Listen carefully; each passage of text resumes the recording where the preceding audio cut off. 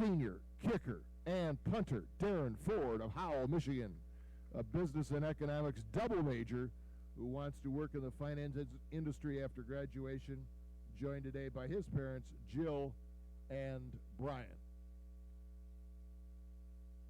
Senior wide receiver Mitch Safey of Grand Rapids, a public accounting major who will take the CPA exam after he graduates. He is joined by his parents, Linda and Dave.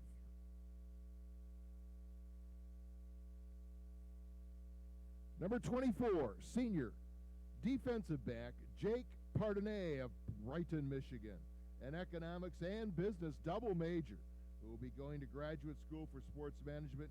He is joined by his parents, Donna and Jeff.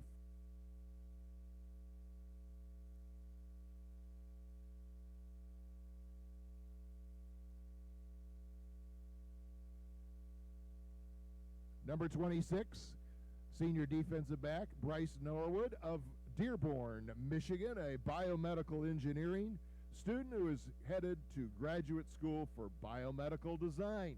He is joined by his parents, Wendy and David. Number 30, senior defensive back Jake Zansky of Wyandotte, Michigan, an exercise science major who plans to work in cardiac rehab clinic while pursuing his master's in exercise physiology. He is joined by his parents, Shannon and Daniel. Number 38, senior running back Brandon Campbell of Otsego, Michigan, an exercise science major who plans to enroll in graduate school after he graduates from Hope College. He is joined by his parents, Candy and Brian. Number 40, senior linebacker Jonathan Ware of Ortonville, Michigan, a chemical engineering major with a chemistry minor who looks to work in chemical engineering after graduation, joined by his parents, Elaine and Scott. Number 42, senior linebacker Griffin Weigel of Saginaw, an athletic training major who wants to work as an athletic trainer or strength coach at either the high school or college levels. He is joined by his parents, Joni and Dan. Number 45, senior defensive end Zach Telfer of Charlotte, Michigan, a business major with a minor in leadership. He plans to begin a career in finance and is joined by his parents, Kim and Randy. Number 49, senior tight end Matthew Delaney of Caledonia. He is a mechanical engineering major with a math minor who looks to find a job in his field after graduation, joined today by his parents, Erica and Mike Delaney. Number 50, senior defensive end Brandon Ellsworth of Weberville, Michigan, a biology major who will attend medical school after graduation. He is joined by his father, Steve, and grandmother, Joan Steele.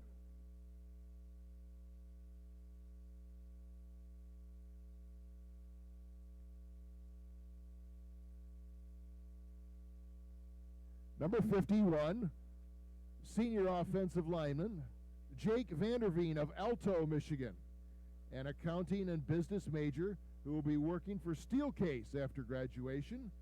He is joined by his parents, Mary and Scott. Number 54, senior offensive lineman Justin Fairfield of North Muskegon, an exercise science major who plans to enroll in medical school for physical therapy. Justin is joined by his parents, Becky and Dan, and his brother, Riley.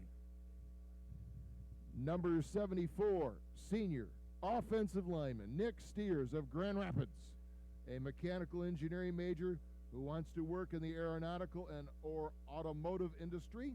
He is joined by his parents, Erica and Michael. Number 75, senior offensive lineman Matt Reitsma of Lowell, Michigan, a biology major who plans to earn his master's degree in cardiovascular perfusion. He is joined by his parents, Lori and Jim. Number 80.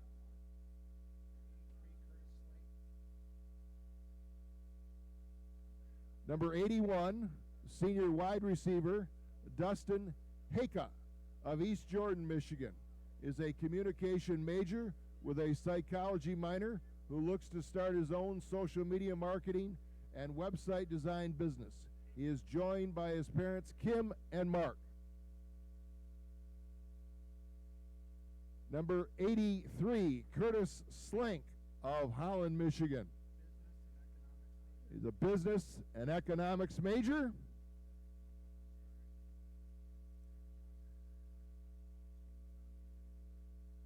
Excuse me just a moment. We'll have this for you. And is joined by his parents, Mr. and Mrs. Slank. Apologies, Curtis. Number 88, senior tight end Riley Frenette of Ann Arbor, Michigan, is a biology major who wants to go to medical school after graduation. He is joined by his parents, Alicia and Steve, his sister Anna, and brother Corey. And last but not least, number 98, senior defensive end Tyler Gibson of Oswego, Illinois, a sociology major who also is minoring history. Tyler wants to become a police officer. He's joined by his parents, Vicky and John.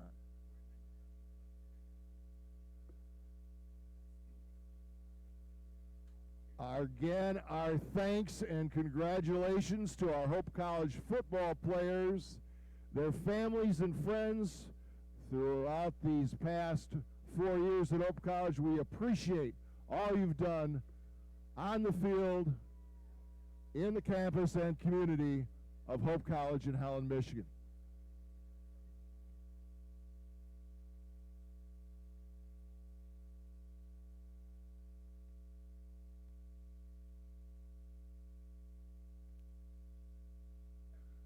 Also like to direct your attention at this time towards the 50-yard line as we have two senior cheerleaders to be recognized here today.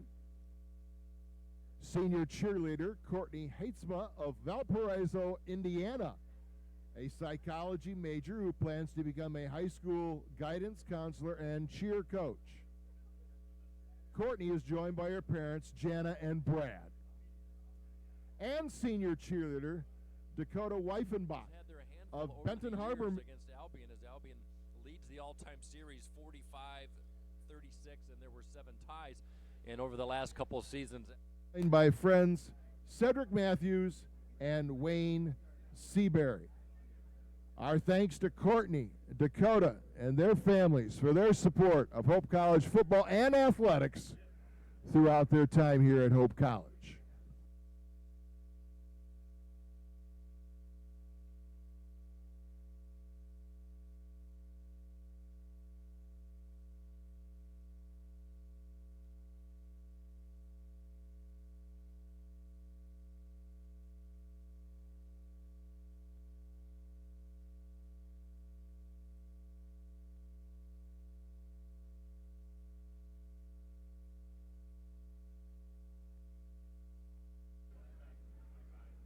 Before we go any further, we have a couple lost items up here in the press box that will be of interest to you. Brenna Nicole Bastian. Brenna Nicole Bastian, if you'd please report to the press box. Thank you.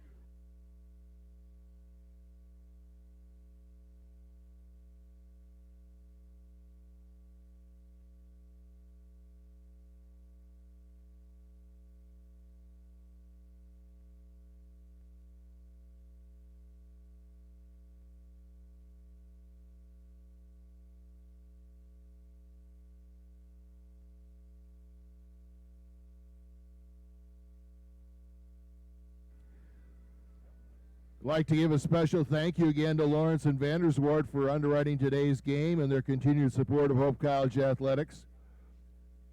For more information on Lawrence and Vanderswart, please visit lvzadvisors.com. Thank you, Lawrence and Vanderswart. By the way, fans, Hope College football team posters are available today for fans to pick up. You can pick them up in the ticket office here at the stadium while supplies last. A special thank you to Skir Printing for their support of Hope College athletics. Again, Hope football team posters are available for fans. You can pick them up here in the ticket office on the Hope side near the parking lot. Speaking of which, we have concession stands open and available for you on either side of the stadium, operated by the Hope College Food Service. They do appreciate your patronage. They're open and the lines are relatively short today. We also have restrooms available on either side of the stadium, and as always here at Ray and Sue Smith Stadium, those restrooms remain absolutely free of charge.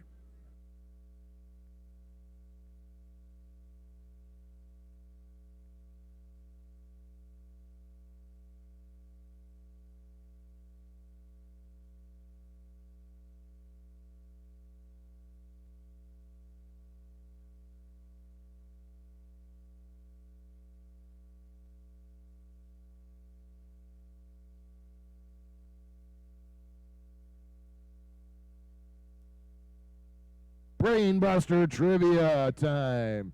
Fans, today you have an opportunity one more time here at the stadium to participate in our weekly Buffalo Wild Wings Brainbuster Trivia. Looking for the trivia question? You can find out on Hope Athletics Twitter account now and tweet your guess for a chance to win a gift certificate to Buffalo Wild Wings. All guesses must tag Hope Athletics and include the hashtag BWWBrainbuster. Make sure you submit your guess before halftime when we'll announce the winner. And yes, you must remain present to win. We'd like to thank again our friends at Buffalo Wild Wings, BW3, for their continued support of Hope College Athletics.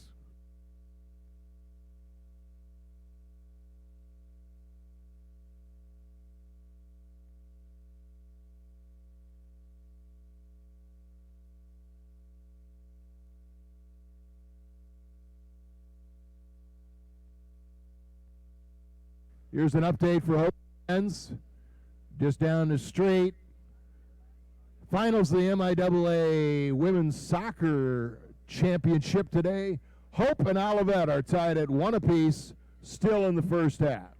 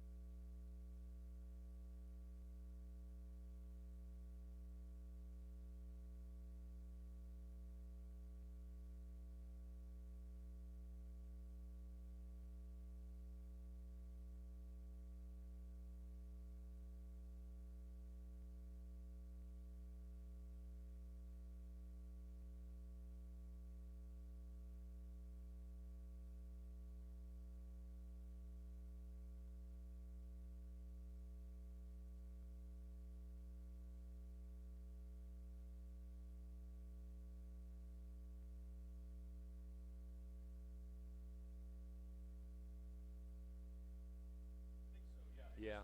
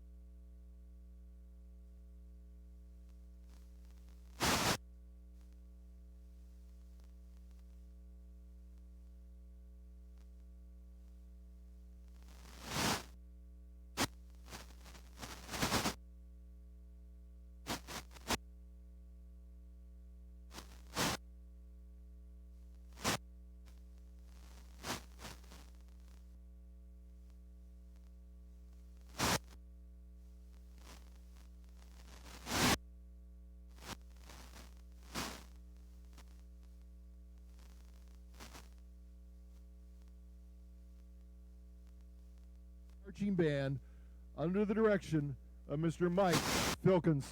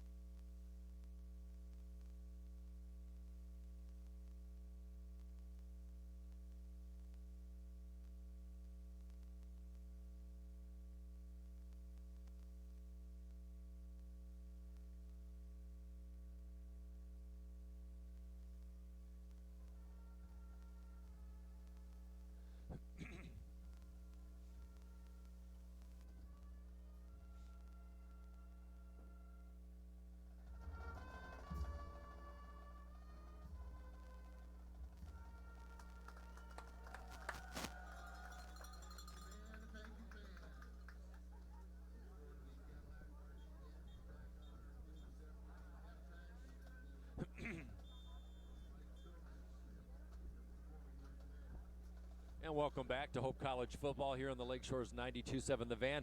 We're streaming online at 927thevan.com. The Cadillac High School Marching Band with a gritty performance in the rain here at Ray and Sue Smith Stadium for our nation's anthem. We thank them for their efforts. Hope College gathering in the north end zone with the big Go Hope sign right above, and they look very fired up. And why not? They can finish at 8-2, their best record since the year 2000. And like we said, a lot to play for. And this great rivalry now playing in their 89th all-time meeting. Hope College trying to win their second straight after breaking a 3-game losing streak last year with a 16-13 victory. Hope College getting back to last week once again. They had their best offensive performance of the season. They rolled up almost 600 yards of total offense, 593 to be exact, as Brandon Campbell had a fantastic day, rushing 136 yards. Chris Lee chipped in with 99 yards as they had over 300 yards of rushing. And then Mason Apple with his best day as a member of the Flying Dutchman. The starting quarterback had 231 yards in the air and a lot of big plays in that 50-0 win. So can Hope College keep the offense rolling? They should be able to. Albion is a porous defense. They give up 41 points in conference play. That's the worst of the 7 teams. And a defense that gives up a lot of yards as well, over 400 yards of total defense, and that is 6th in the league. And they're susceptible through the air. On the ground, fairly tough, 4th in the league with just averaging 4 yards allowed per rush. But they do have some good defensive stops in the secondary. Their 10 interceptions is just second behind Trine in the MIAA. And we talked about their 2 defensive interception returns for touchdowns last week in the win over Wisconsin Lutheran. Their 6 defensive touchdowns are the most in Division III in the nation. So that just shows you what they're capable of. They have a very experienced secondary, but we will see if Hope College can exploit this Albion defense as we get set for the team captains to meet at the Big H right at the 50-yard line. Looking at other action today, Trine leading the MIAA 4-0 in conference, 8-0 overall. They're traveling to Alma to take on the Scots at Bulkey Field. Alma at 1-3. That's 5th in the conference and 4-4 altogether. Adrian, a 1 o'clock start as well at Olivet today. Adrian, kind of a surprise team, maybe a disappointing 3-5. They fell to Hope College here a few weeks ago, 22-3. And Adrian trying to upend the Olivet Comets, who were 3rd in the conference. And then finally Kalamazoo in non-conference play, taking on the Rockford Regents in Rockford, Illinois. That's a 2 o'clock local time start. So we are in week 9. The 2 teams are meeting. The captains, I should say. And the coin flip has been determined. So Hope College will move right to left or south to north as Albion will receive this kick. And they will have a little bit of wind. Well, I shouldn't say a little bit. They'll have a decent wind at times in their face as the captains shake hands. Hope College in their dark blue jerseys and the bright orange pants. Orange numbers, white trim on those numbers, the splendid orange helmets with the blue anchor and the white trim on that helmet. Albion comes in with their gold and blue colors, white jerseys, gold pants, gold helmets, the dark blue numbers with the gold trim. Overcast day today, the lights are on. We're anticipating rain all afternoon long, 40 degrees at the kickoff, and wind, like we said, 15 miles an hour, gusting up to 17, 18 miles an hour. Just pretty much typical what it's been the last couple times here at Ray and Sooth Smith Stadium as we get set for football. Referees today, John Shea, the referee, umpire Michael Underwood, head linesman Chad Jackson, line judge Martin Kolka, Jason Nickel, the side judge, field judge is Eric Wills, and the back judge is Steve Hendrickson for this MIAA contest. Last conference game of the season for Hope College. They have not lost here at Ray and Sue Smith Stadium. They are 4-0 with wins over Defiance, Lakeland, Alma, and Adrian. And now Darren Ford, the all-conference kicker from last year, getting set to boot this away. As the ball falls off the tee at the 35-yard line, that's that wind kicking up from our right to left. Coming in from the east, the southeast, pelting the rain against the broadcast booth a little bit earlier. And the rain has let up some, but kind of looking through the raindrops through the windows today up on the broadcast booth. We're on the west side of this north-south field. Back to return the kick will be Sarnecki and Martin. And Darren Ford, averaging the most on his kicks of anyone in the MIAA, toes it up, end over end. We are underway, picked up on one bounce at the 10-yard line. Albion defender, or the return man, moving to the inside. He is caught from behind and dropped. And that is Rayshawn Robinson on the return. And a nice special teams play by Riley Frenette. And 1st and 10 for Albion. Let's set their offense on this afternoon. Getting the start today, center Dan Barrett, the guards Travis Myrick and Chase Bosher. Right tackle is Lige McKinney. The left tackle, Jordan Jones. The tight end, Brian Blanzy, a return starter from last year. Receivers, Marlon Martin, Colin Poore, Sean Koski, Patrick Zarnecki, the running back, and Kyle Thomas, the freshman quarterback. Now man in motion, that's Colin Poore. He's a running back last year, gets a pass on a swing pass on the outside. He is hit and met laterally and dropped at the 24. Maybe a pickup of a yard, as that's stopped by Nick Holt, the sophomore from Muskegon Catholic Central. They're going to give him 2. It'll bring up 2nd and 8. Let's set the defense for Hope College. Front 4, Zach Telfer, Ian Jorgensen, and Brandon Ellsworth. As they check that front 3, they line up 3 on the defensive line on 2nd down and 8. 3 receivers right, 1 left, give up the middle, and that is to Zarnecki, picking his way to the 30, 35. Nice bit of running, and Pat Zarnecki averaging almost 6 yards a carry. Had a nice block up the left side. He picks up the first down. Finally brought down at the 33. Albion, the no-huddle offense, working very quickly. Just underway, no score here from Ray and Sue Smith Stadium. We'll get to the rest of the defense for Hope in a moment. Showing blitz. Back to pass is Thomas. The lefty fires a seed. That one almost picked off. Jake Pardney at the 44 tried to pick it off the turf, and it falls incomplete. It'll bring up 2nd and 10. Linebackers for Hope College, Griffin Weigel, the senior from Saginaw. Jake Pardney, who just made the nice interception try, and Mason Decker, the junior from West Ottawa. 2nd down and 10 for Kyle Thomas, the freshman, averaging over 200 yards a game. He's a 56% passer. He's got a bunch formation to the right side. Zarnecki changes direction, hit at the line of scrimmage, brought down after a short gain at the 40.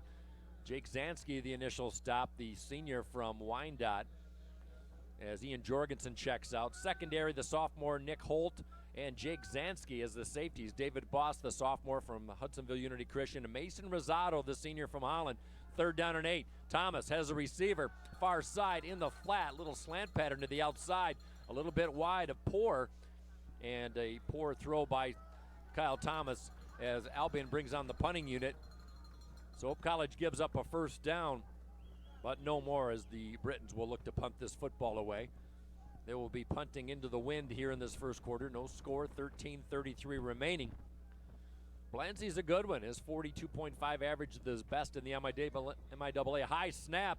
Blanzy able to get a decent kick away. High, end over end. Takes a nice Britain bounce inside the 20, and it checks up at the 11-yard line. So a nice kick by Blanzy. 49-yard kick, no return. And Hope College will take over offensively with their first touch of the game. Let's take a look at the starting lineups for Hope College offensively. Offensive line, Zach Smith, the sophomore, gets the start at center. The guards, Justin Fairfield, the all-conference from last year, the senior from North Muskegon. Jake Vanderveen making his 17th career start, the senior from Caledonia High School. Matt Reitsma from Lowell, the senior, 6', 290 at right tackle. Left tackle, Timothy Ivory, the sophomore from Brother Rice. Tight end, Jake Kozlowski, senior from Lake Geneva, Wisconsin. The receivers, Christian Boss and Cooper Cuccini. Brandon Campbell lines up as a lone running back from Otsego, Michigan. And Mason Oppel, the sophomore from Hudsonville, fakes to Campbell, rolling to his right. Still looking, pressure, he throws, and that one sails into the Albion bench wide as good pressure coming in from the secondary by Albion. Jose Rodriguez, their leading tackler. He had 9 tackles against Hope College last year. The senior from East Kentwood puts the pressure on Oppel, and he throws it away incomplete. 2nd down and 10. Hope College at their own 10-yard line. They've got the wind advantage here in the first quarter. Mason Oppel predominantly in the shotgun position. He's got 2 receivers right, 1 in the slot position. Fakes to Campbell, passing the flat high, sails over to Slank, hit in the backfield and dropped. That one sailed on Oppel, and Slank had to reach up high, and it gave Rayshawn Robinson a chance to catch him for a loss of 3 to be exact. It'll bring up 3rd and 13.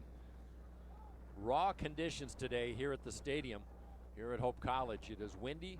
Rain has continued to pick up once again. Now Hope College 3rd and 12, we'll call it, from their own 8. They'll line up Boss to the near side, and Cuccini on the far side on 3rd down. Campbell standing at the goal line with his heels on the goal line on 3rd down as the lone running back. Straight drop back. Oppel has time, now steps up. That ball is deflective, and that ball is picked off at the 18-yard line. The ball partially deflected. They're going to call it incomplete. Trey Edwards, the sophomore from Grand Blanc, Michigan, gave it a good college try. as that ball was pawed by one of the front four defensively for Albion, and Hope College will now punt the football.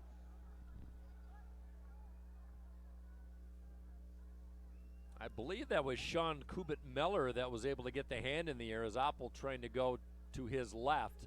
And Darren Ford with his hand in one of his pocket warmers trying to get some heat on his hands as he blows into his hand, will stand halfway into the end zone. Returning this kick will be Jordan Carter. End over end boot. Carter chases it to the near side, picks it up on one hop, hit, spun around at the 40, still on his feet, and finally dragged down on the near side, right in front of the Hope bench. But great field position for the Britons for their second possession here in the first quarter in this scoreless tie.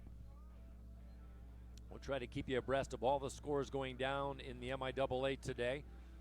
All the games are this afternoon. A lot of 1 o'clock games. The only 2 o'clock game is at Rockford, as Kalamazoo taking on Rockford today in non-conference, the only non-conference game. 1st and 10 for Kyle Thomas as he leads this Albion offense. It's an offense that averages over 400 yards a game. That's 3rd in the MIAA. He has a bunch formation to his left, one to his right. One tight end on 1st down. Zarnecki changes direction, goes right, cuts back towards the middle. He is hit high. He eludes the tackles. He slips inside to the 37. Not much on that transaction as Tate Knapp, the junior from Hamilton High School, wraps him up after a 3-yard gain. Rain starts to intensify here at the stadium. 2nd down and 7 for Albion in Hope territory, no score. 12:09 remaining in the first. 3 receivers left on the strong side. Play action, screen pass, far side. Colin Poore has room, pushed out of bounds far side. He'll be short of the 1st down. Had to get to the Hope 30, knocked out at the 33. Colin Poore, an interesting story. He was a rushing back last year, and now a receiver. He comes in 3rd on the team with 24 catches coming in. He's got 4 touchdown receptions. The junior from Clinton High School lines up far side on 3rd down and 3. Hope looking for a stop in this scoreless tie. 3 in the front line. Hope feigning blitz, high snap. Thomas pumps fake. He's got room to run. 30, 1st down and more, giving chase on the near side, and Thomas is moved out of bounds at the 15. Plenty of room on the right side, and Thomas with good legs. 2nd on the team in rushing, over 300 yards and 4 yards per carry. Picks up the 1st down for Albion, and they move into the red zone of Hope College. They are 5th in the league. They score 75% of the time. They start inside an opponent's 20-yard line. They're actually at the 18 of Hope from the near hash. Moving left to right here in this first quarter. Wind starts to kick up. Thomas looking right, throwing right, and that one broken up nicely. Mason Rosado with a little tip of the football intended for the Albion receiver, and that is Colby Canfield, freshman wide receiver from Stockridge High School. So Rosado with 3 interceptions on the year, broke that one up. 2nd down and 10. Thomas in the shotgun. He's got Zarnecki to his right. Good snap. Zarnecki trying to get a block for Thomas, and that one passes to the far side of the pylon, intended for his tight end. That one falls well short. Blanzy, good blanket coverage by Nick Holt, the sophomore safety for Hope College. It'll bring up 3rd and 10. Both of these teams sport very good field goal kickers. Andrew Fabry for Albion, some booming 45-yarders in pregame. If Hope can get it stopped, might count as a Albion field goal try on 3rd down and 10 from the 18. Thomas wings it with the left hand, far side. Nowhere to go, changing the direction and breaking a tackle is the receiver. And he refusing to go down to Sean Koski, the junior from L'Anse Creuse North. Koski comes in. He'll be short of the 1st down as the leading receiver on this ball club. It's going to be 4th and 10. Thought he might have a chance to change the grain, but he was swarmed under by the Hope defense. And here comes the kicking unit for the Albion Britons. Fabry, 8 of 10 on the year. This will be a 35-yarder. He has a 39-yarder as his high for the season.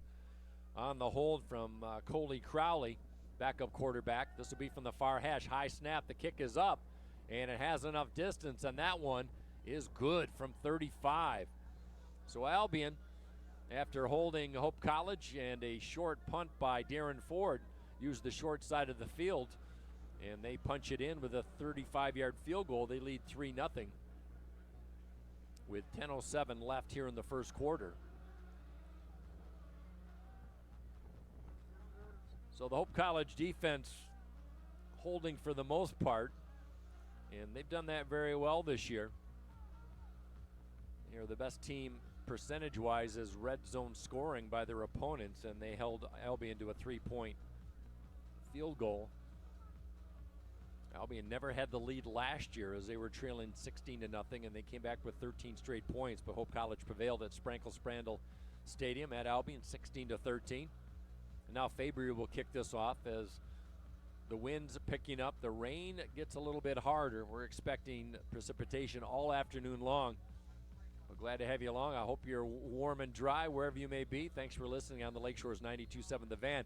As Fabry going to boot this away into a pretty ambitious win. Short kick, end over end, fielded at the 15-yard line. Chris Lee, wearing number 37, bounces into his teammate blocker, pushed to the outside and knocked out at the 35. 20-yard return for Chris Lee.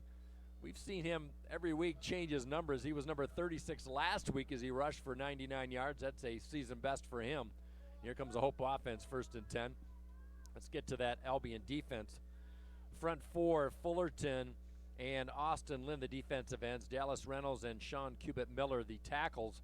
The linebackers, Wickens, Rodriguez, our leading tackler on the team. Gordon Carter. Cornerbacks, Michael Harvey, Rayshawn Robinson, and the safeties, Richard Anarat and Trey Edwards. Very good secondary, 10 interceptions on the year. They give it to Campbell, tries to pick his way off left tackle, stood up, and he tries to backpedal his way in for extra yardage. But he is wrapped up as Jordan Carter came in from the secondary, the senior from Traverse City West. 2-yard pickup for Campbell, 2nd down and 8. Campbell had a $1.62 last year in the win at Albion. And Campbell over the 1,000-yard mark for the season. Lines up behind Oppel, 2nd down and 8. Oppel in the shotgun. Chris Kelly, the H-back, lines to the right side, play action. Oppel back to pass, moves to his right, being chased, still on the run, fires it deep downfield, and Mari Hardy had a hand on it at the 30, and it falls incomplete. Good coverage by Drew Schaefer, the freshman from Eaton Rapids High School, and Mari Hardy had a hand on it, just couldn't haul it in as Oppel threw that a country mile. Check that was Cooper Cuccini trying to get the grab. Cuccini making his 3rd start. He was out the first 5 weeks with a shoulder injury and a vital part of this offense. Well, Hope College showing a lot of passes so far today. 3rd down and 8. They've only run the football 1 time. 2nd possession of the day. Oppel tries the quarterback draw, hit at the line of scrimmage, eludes the tackle at the 40, picks his way. He's going to get the 1st down at the 44. Finally brought down by Lynn, but Oppel was dead to rights, was able to just kind of zig and zag his way through the middle of that line and able to pick up the 1st down. Well done. Carter came in from the secondary as well to make the stop. 1st and 10. First down of the day for the Flying Dutchman. They trail 3-0. 8:50 and counting here in the first quarter. Bunch formation receiver right side, far side. Hope moving right to left. Man in motion is Boss. Fakes a handoff to him. Give to Campbell. Tries outside left tackle. Cuts it back to the inside of the 45. Maybe the 46. Is brought down by a member of the secondary. That's Drew Schaefer. Schaefer, the freshman, getting a lot of playing time today here in the early going. Albion giving up 4.2 yards per rush. That's 4th in the league. 2nd down and 8. Modest start for Brandon Campbell. He had some big rushes last week, had a touchdown call back of 61 yards, but he rushed for 136 yards. Campbell hitting in the backfield. Check that. That's quarterback Mason Oppel on the quarterback keeper. Tried to ride the block behind the senior tackle Matt Reitsma, but he is brought down after a 2-yard gain. Flirting with the 50-yard line. We'll call it the 48. A lot of footballs being shuffled in on this wet afternoon. 3rd down and 6 for the Flying Dutchman in their home dark blue jerseys. Cuccini lines up near side. On the short side of the field, ball at the near hash, 3-0 Albion. Boss on the far side, the sophomore from Hudsonville Unity Christian. Third down play. Oppel looking over the middle. Steps back. He lofts it far side to Brandon Campbell at the 45. Breaks a tackle. First down, walking the tightrope down the sideline. He was hit dead to rights and was able to elude a tackle. And Campbell using that 5'11", 220 frame to move the chains. A little wounded duck to the far side of the field.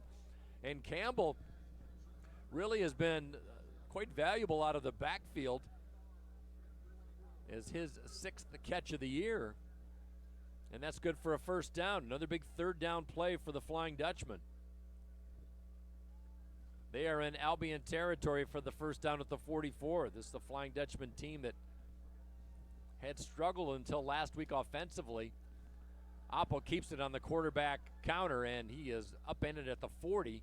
Coming in from the secondary is Jose Rodriguez, the 6'2 linebacker, coming in to make the stop. And Oppel picks up a solid 5. Second down and 5. Ball just inside the 45-yard line. 6:32 left in the first quarter. Albion with a 35-yard field goal leads this one 3-0.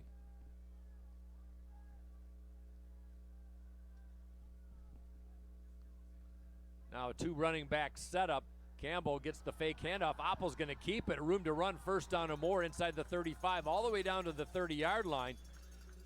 Another stop by Schaefer, the cornerback, and Schaefer gets up very slowly. And he looks a little wobbly at the moment, favoring that left leg. He's going to try and walk it off. First down, Mason Oppel establishing the run here in the first quarter. 5:56 remaining here in quarter number 1. Hope on the move. First and 10. Campbell biding his time, picking his way, lowers his shoulder inside the 25 to the 24. Finally brought down by Jacob Wickens, the sophomore linebacker, but the senior Campbell from Otsego, Michigan. I like how he just kind of bides his time working on that right side of the line. Fairfield and Reitsma with a good block and sprung him for 6. Second down and a short 4. Cucini right, left is Boss. Slank is in the shotgun. Check that. Slank is in the slot position left on second down. H-back Kelly lines up off the left flank. We got some movement on the front 4 of Albion defensively.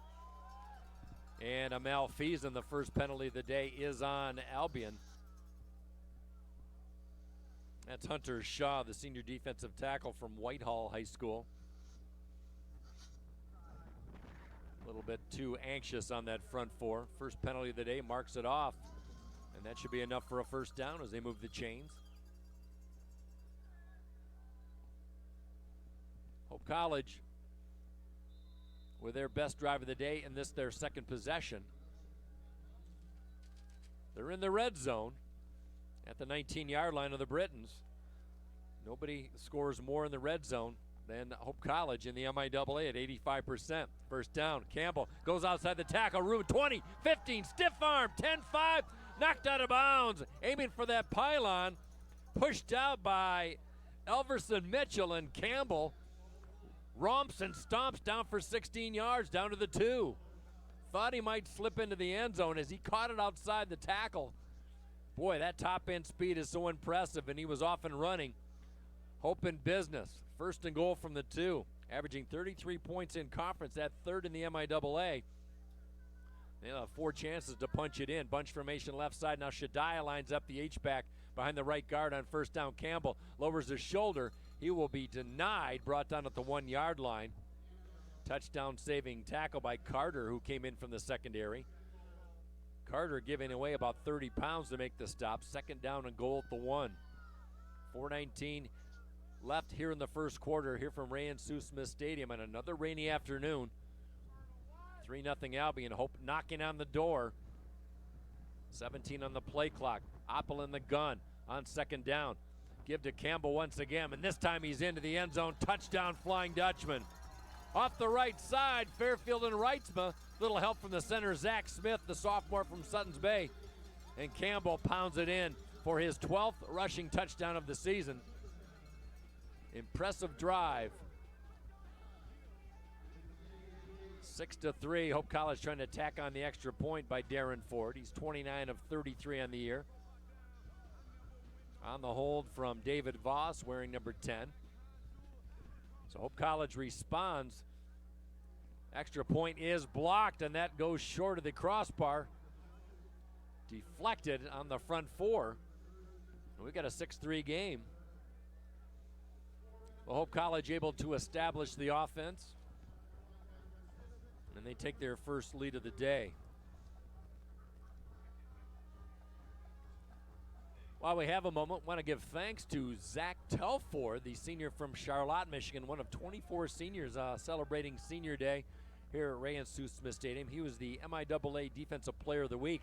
All he did last week in the win over Kalamazoo, 11 tackles, 2.5 tackles for loss. He was in the face of Alex White, the Kalamazoo quarterback, all day long last Saturday. He was credited with 1 sack. He had 1 fumble recovery. So congratulations to Zach Telford. First time he has won that honor as a Defensive Player of the Week for the MIAA. So hope we'll kick this one away. All the 1 o'clock games underway. Early score from Alma. Alma with a 6-0 lead over Trine. 6:14 remaining in the first quarter from Balke Field. No score to report from Adrian at Olivet. Kalamazoo and Rockford get underway at 2 o'clock, and it's 6-3, Hope College with the lead. As Ford will boot this with a tailwind as the football falls off the tee once again. We'll have all the updated scores in the MIAA as well as around the top 25 in Division III. We'll keep you abreast of all the major college scores as we roll along in this broadcast. Well, make sure you check out the Lakeshore's Wake Up Call with Brent Allen weekdays from 6 a.m. to 9 a.m., always on 92.7 The Van. Hope you can catch his show, the Lakeshore's Wake Up Call with Brent Allen.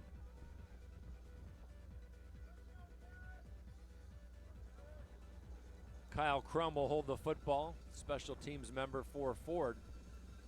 Robinson back to receive this kick. Short kick, end over end.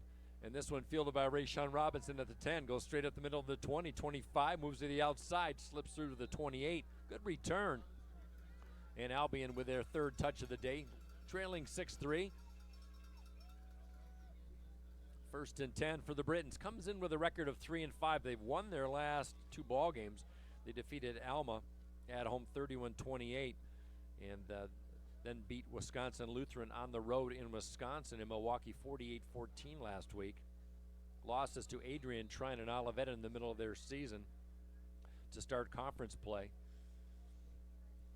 They played Concordia of Wisconsin, who Hope College has next week, and they rolled 79-7 in that game. That just shows you what kind of offense Albion has, and now we got a whistle in the backfield.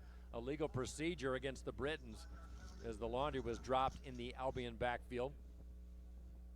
That 79-7 score really stands out. So Hope College will see the Falcons of Concordia, Wisconsin next week from Mequon, Wisconsin. With Greg Chandler and myself, Mike Coleman, we will call that regular season finale. That's going to be a 1 o'clock local time start. 1st and 10. Hope showing 3 on the defensive line on 1st down. Thomas, wings went almost deflected. Somebody got a hand on it, but it's incomplete at the 28. Not sure who got a paw in the air, intended for Colin Poor, but just enough to deflect the football as it falls into the turf. 2nd down and 10 for Albion.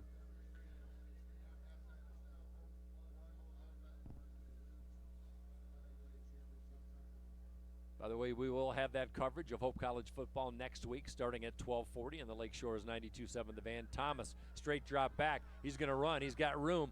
Moves to the near side, and Thomas is dragged down by Jake Zansky at the 32. Really limited the ability to gain more yardage. As Thomas gets 5, it'll bring up 3rd down and 5. Good lateral pursuit by Jake Zansky, the senior from Theodore Roosevelt. 40 tackles on the year for Zansky.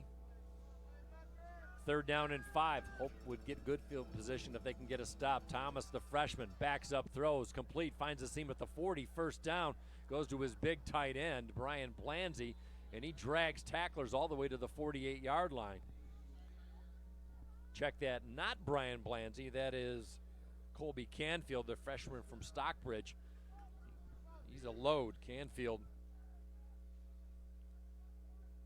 Drags a few tacklers. 1st down Albion. Big play on 3rd down. 1st and 10 from their own 49. Play action. Pass on the flat. Complete to Poor. at the line of scrimmage. Stiff arms Pardonnet for a couple yards before he's forced out far side. Maybe 2 yards. 2nd down and 8 inside Hope territory.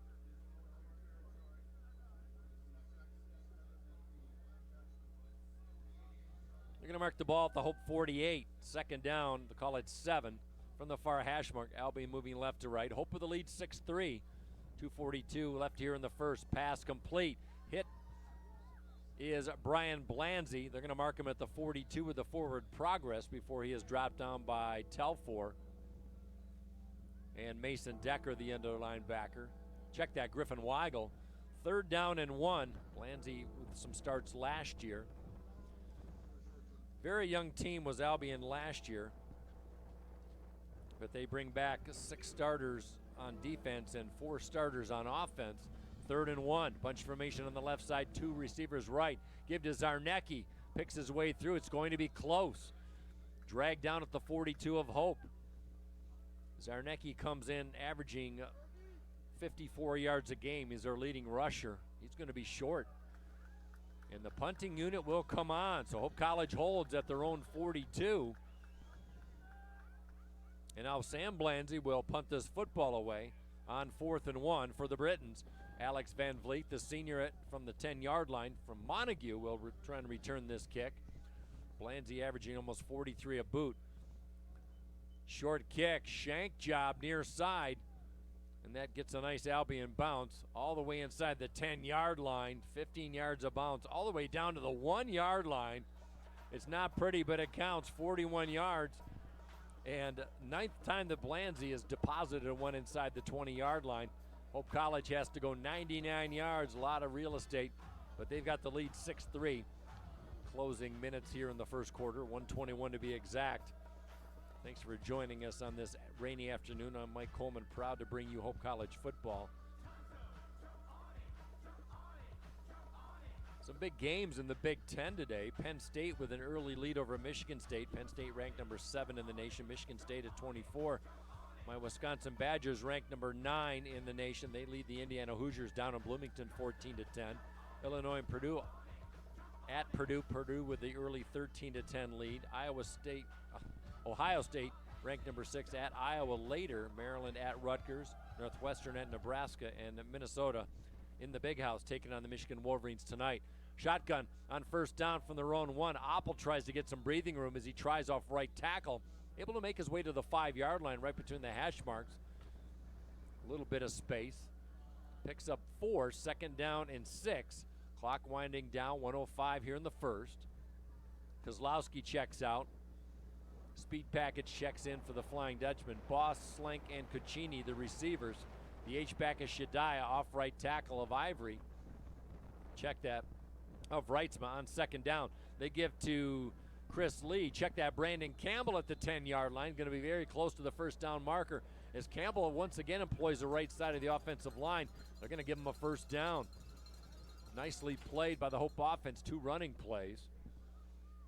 And they're able to crawl out to the 10-yard line. This might be the last play of the first quarter as the rain really starting to come down now. Very dark off to the east and to the north on 1st and 10. Wicked conditions for players and fans alike. Off left tackle, Campbell kicking it to the outside, gets a block downfield at the 20, ankle tackle at the 22. He had clear skies near side as Christian Boss with a nice block on the near side of the field on Sean Koski. And Campbell able to crawl for 12 yards and a touchdown saving tackle. 9 seconds remaining. Hope College will let the clock just wind down as we take it to the end of the first quarter. And Hope leads this one 6-3. Let's take a timeout.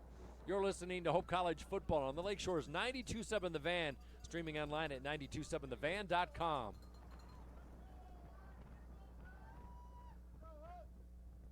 Sunday, hit the road.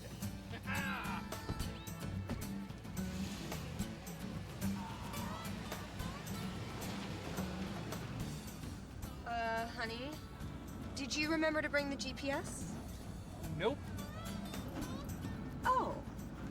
Well, you have an app on your phone to tell us how to get where we're going? I do not. Really? So you have an actual map, like the kind that are hard to fold? You just know where you're going? No idea. Don't be this guy when it comes to financial planning. LVZ Advisors. We'll help get you there.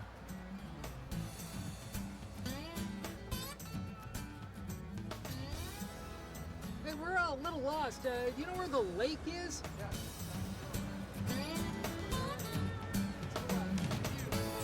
right.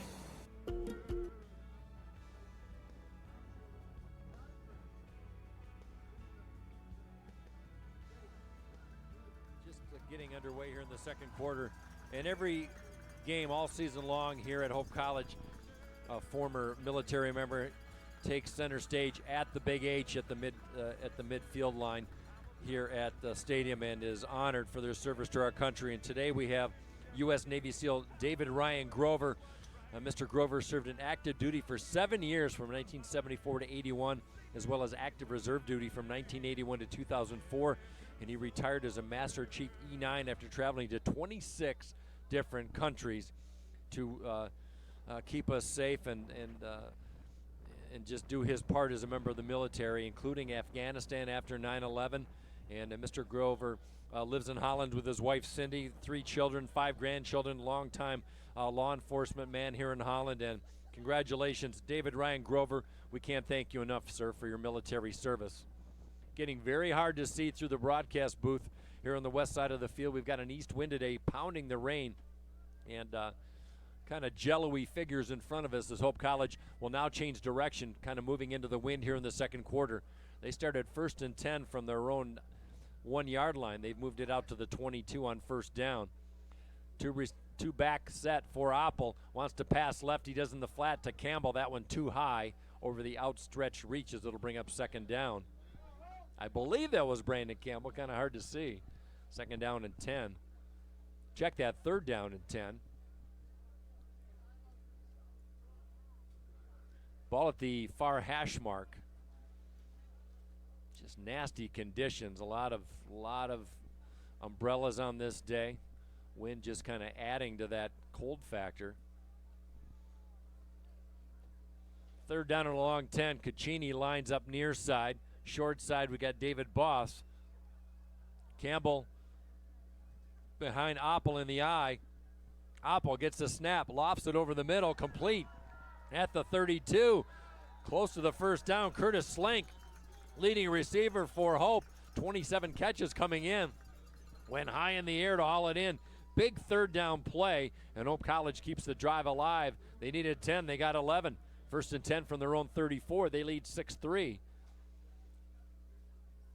Nice pitch and catch as Oppel stepped up, kind of almost a jump pass as he was throwing it off his front foot. And now on 1st and 10, Oppel coming off a career day last week, 12 of 20, 231 yards in the win over Kalamazoo on first down. Oppel keeps it. He's got room on the near side. 40, 45, gets a block at the 47, is finally brought down. Robinson in from the secondary, but Oppel, who had 47 yards and 9 rushes last week, picks up a strong 13. I got a nice block downfield by Christian Boss, the receiver from Hudsonville Unity Christian. And another first down for the Flying Dutchman. They started at their own 1, now have it at their own 48. 13:20 left here until halftime. 1st and 10. 2 wide left, 1 set right for Oppel. Straight hitter up the middle. Chris Lee dragged down from behind, 2-handed carry. He did have a fumble last week. Ball security as he is brought down by Austin Lynn, but not before picking up 6 yards. Chris Lee with some nice numbers last week. 10 carries, 99 yards. Had a 32-yard touchdown run, part of that 50-0 victory. 2nd down and 4. Albion showing blitz. They give to Campbell. Has a hole off the right side. Moves it back toward the middle. Check that. That is Chris Lee once again. He's got a first down. Dives over the 40 to the 39. And another first down for the Flying Dutchman. Chris Lee came in 168 yards on 33 carries, averaging over 5 yards a carry. His first carry since 2015 and his first game of the year for Hope resulted in a 58-yard touchdown run here at Ray and Sue Smith Stadium. And now he flanks Oppel off his left hip on 1st and 10 at the Albion 39. 6-3 Hope.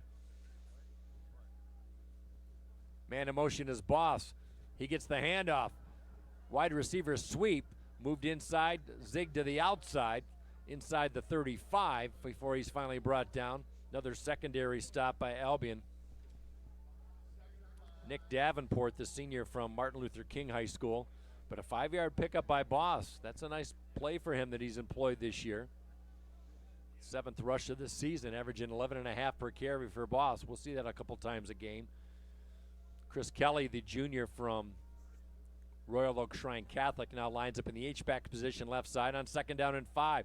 Far side of the field on the hash mark. Straight give, Lee up the middle, over the center, dragged down from behind, but forward motion on that inertia on the tackle attempt enabled Lee to get a first down as Quinton Jackson, the freshman strong safety, actually propelled Lee to the first down.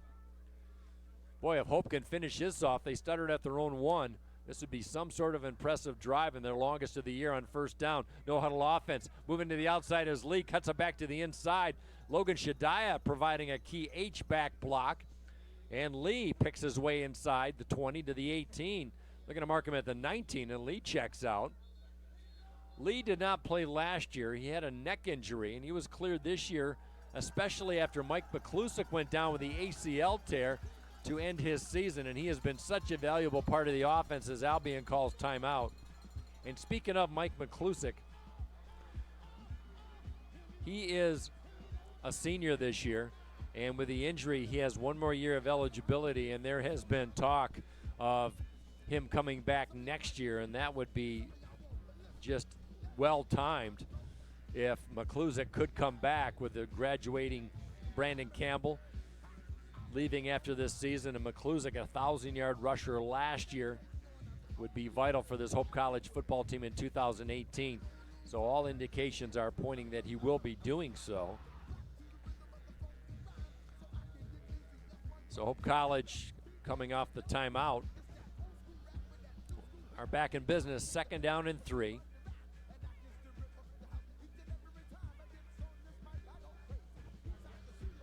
Ball at the Albion 19. Ball between the hash marks. Mason Oppel, the sophomore from Hudsonville, in the shotgun. Campbell behind him. Give to Campbell. Kicks it outside. Has a seam outside. Busted and is dropped by Robinson at the 15. He had the corner of the end zone in his sights, but Robinson able to grab his left ankle and brings him down, but not before picking up a first down.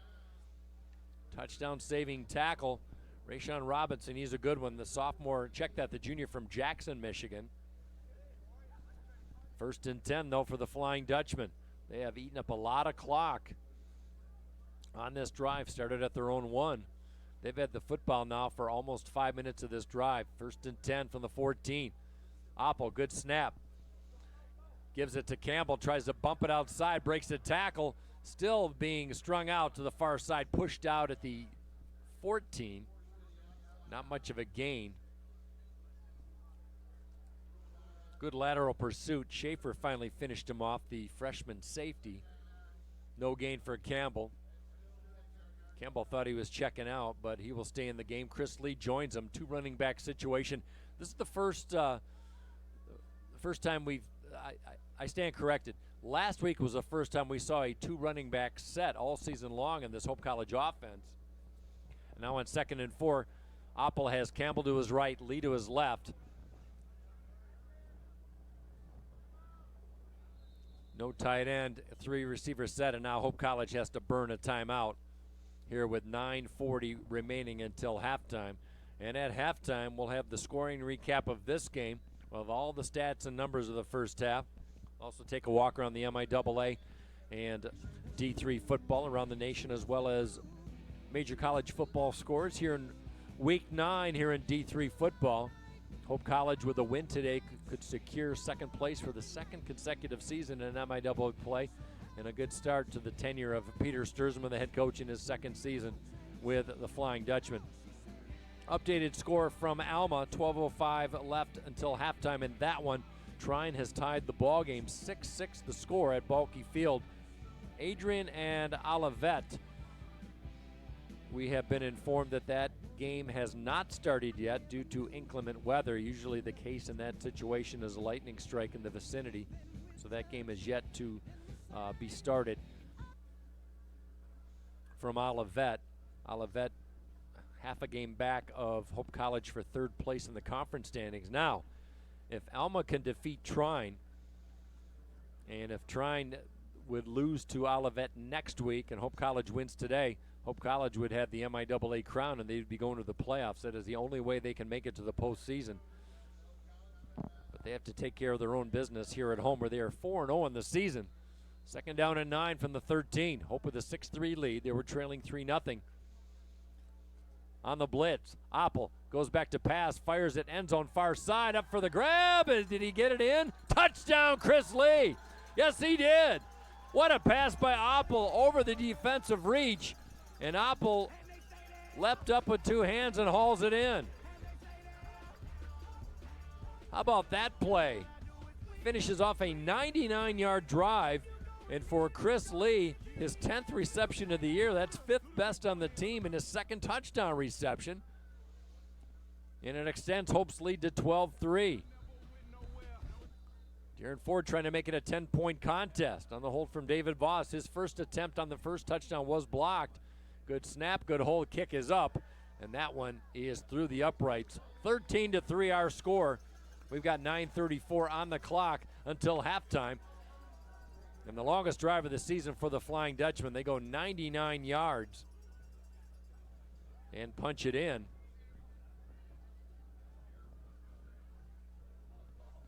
(13-3).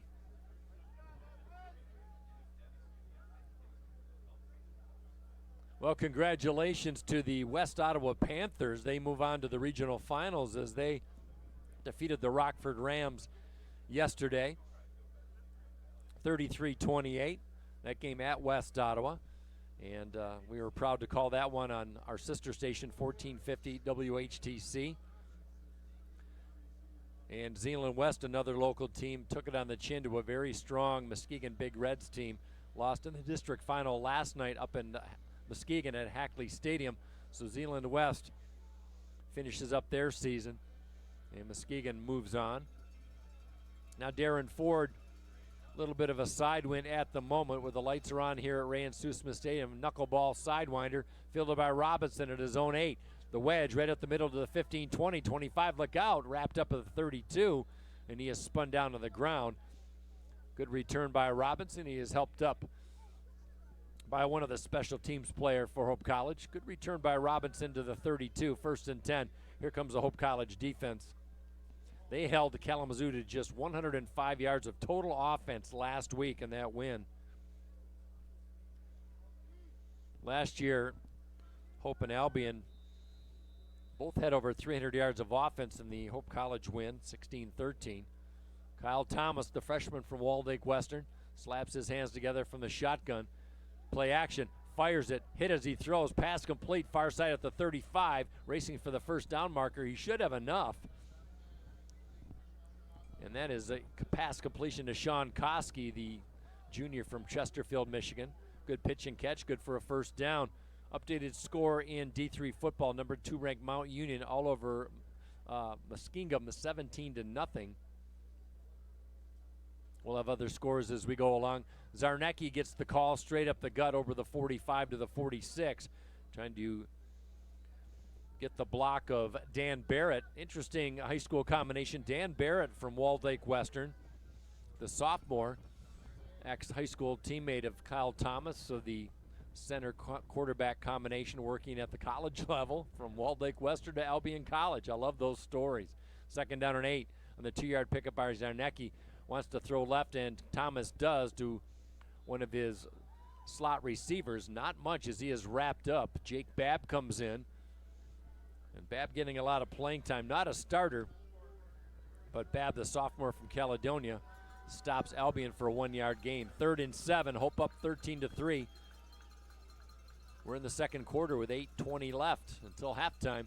Blitz is on. Here comes Weigel. Thomas moves to his right. He's got a scramble. He's going to go for the first down marker, getting a nice downfield block as Zansky made a bead but he was able to get blocked downfield, and Thomas scrambles for a first down. Nice downfield block by Cole Holland, freshman running back from Frankfort, Michigan, for Albion, and they move the chains, 1st and 10. More importantly, inside Hope territory. At the 44. 3-man front defensively for Hope. Jorgensen, the nose tackle, with a little flinch. Now Thomas goes near side, pass complete at the 39, finally brought down. Good pitch and catch to the tight end, Colby Canfield, who's factored in. We're seeing a lot of freshmen get playing time on this day for Albion. Still a very young team. They were as new as they come last year when they went 1-9. 3-5 this year. That was their worst record since an 0-7 record in 1971. Now we got a stoppage in play as Thomas went back to pass. We've got some laundry in the far side. We're going to have an illegal procedure call.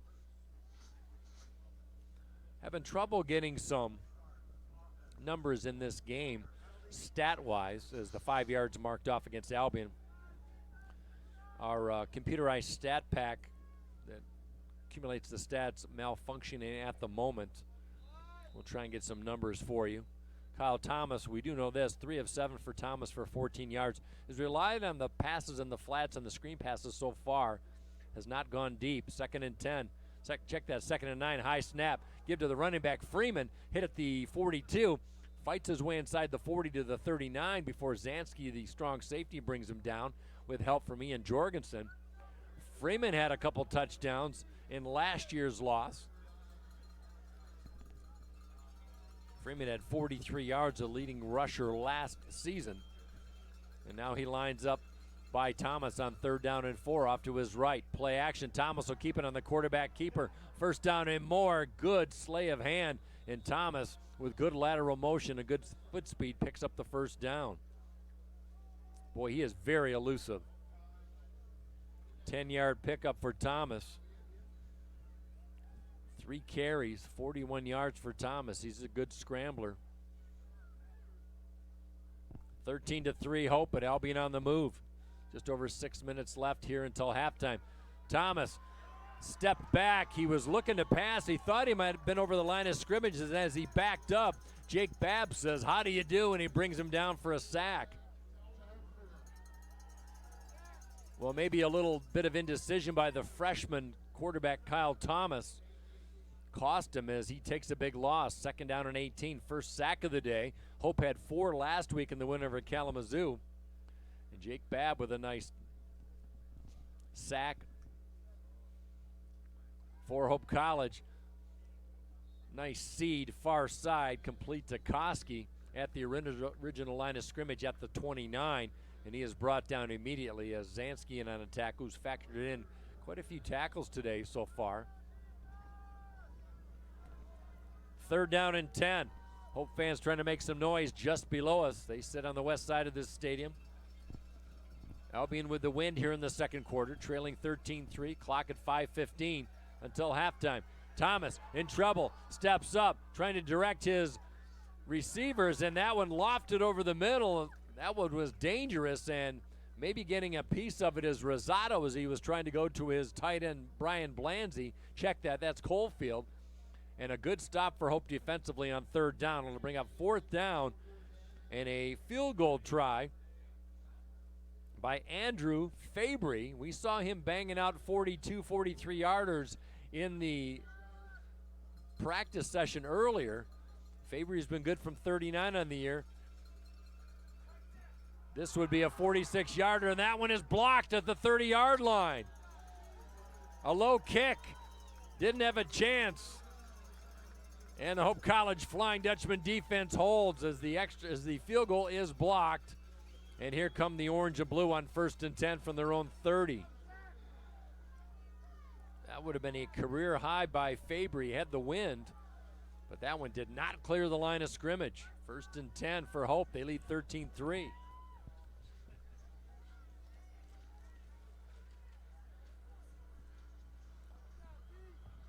Might have been Jake Babb on that deflection at the line of scrimmage. 1st and 10 for Hope College. From the far hash, power sweep, left side fake. Apple keeps it up the middle. Hit around the knees, and he is dragged down at the 33. Boy, Oppel the frame to be a very busy running back in the quarterback position. 6'2", 235.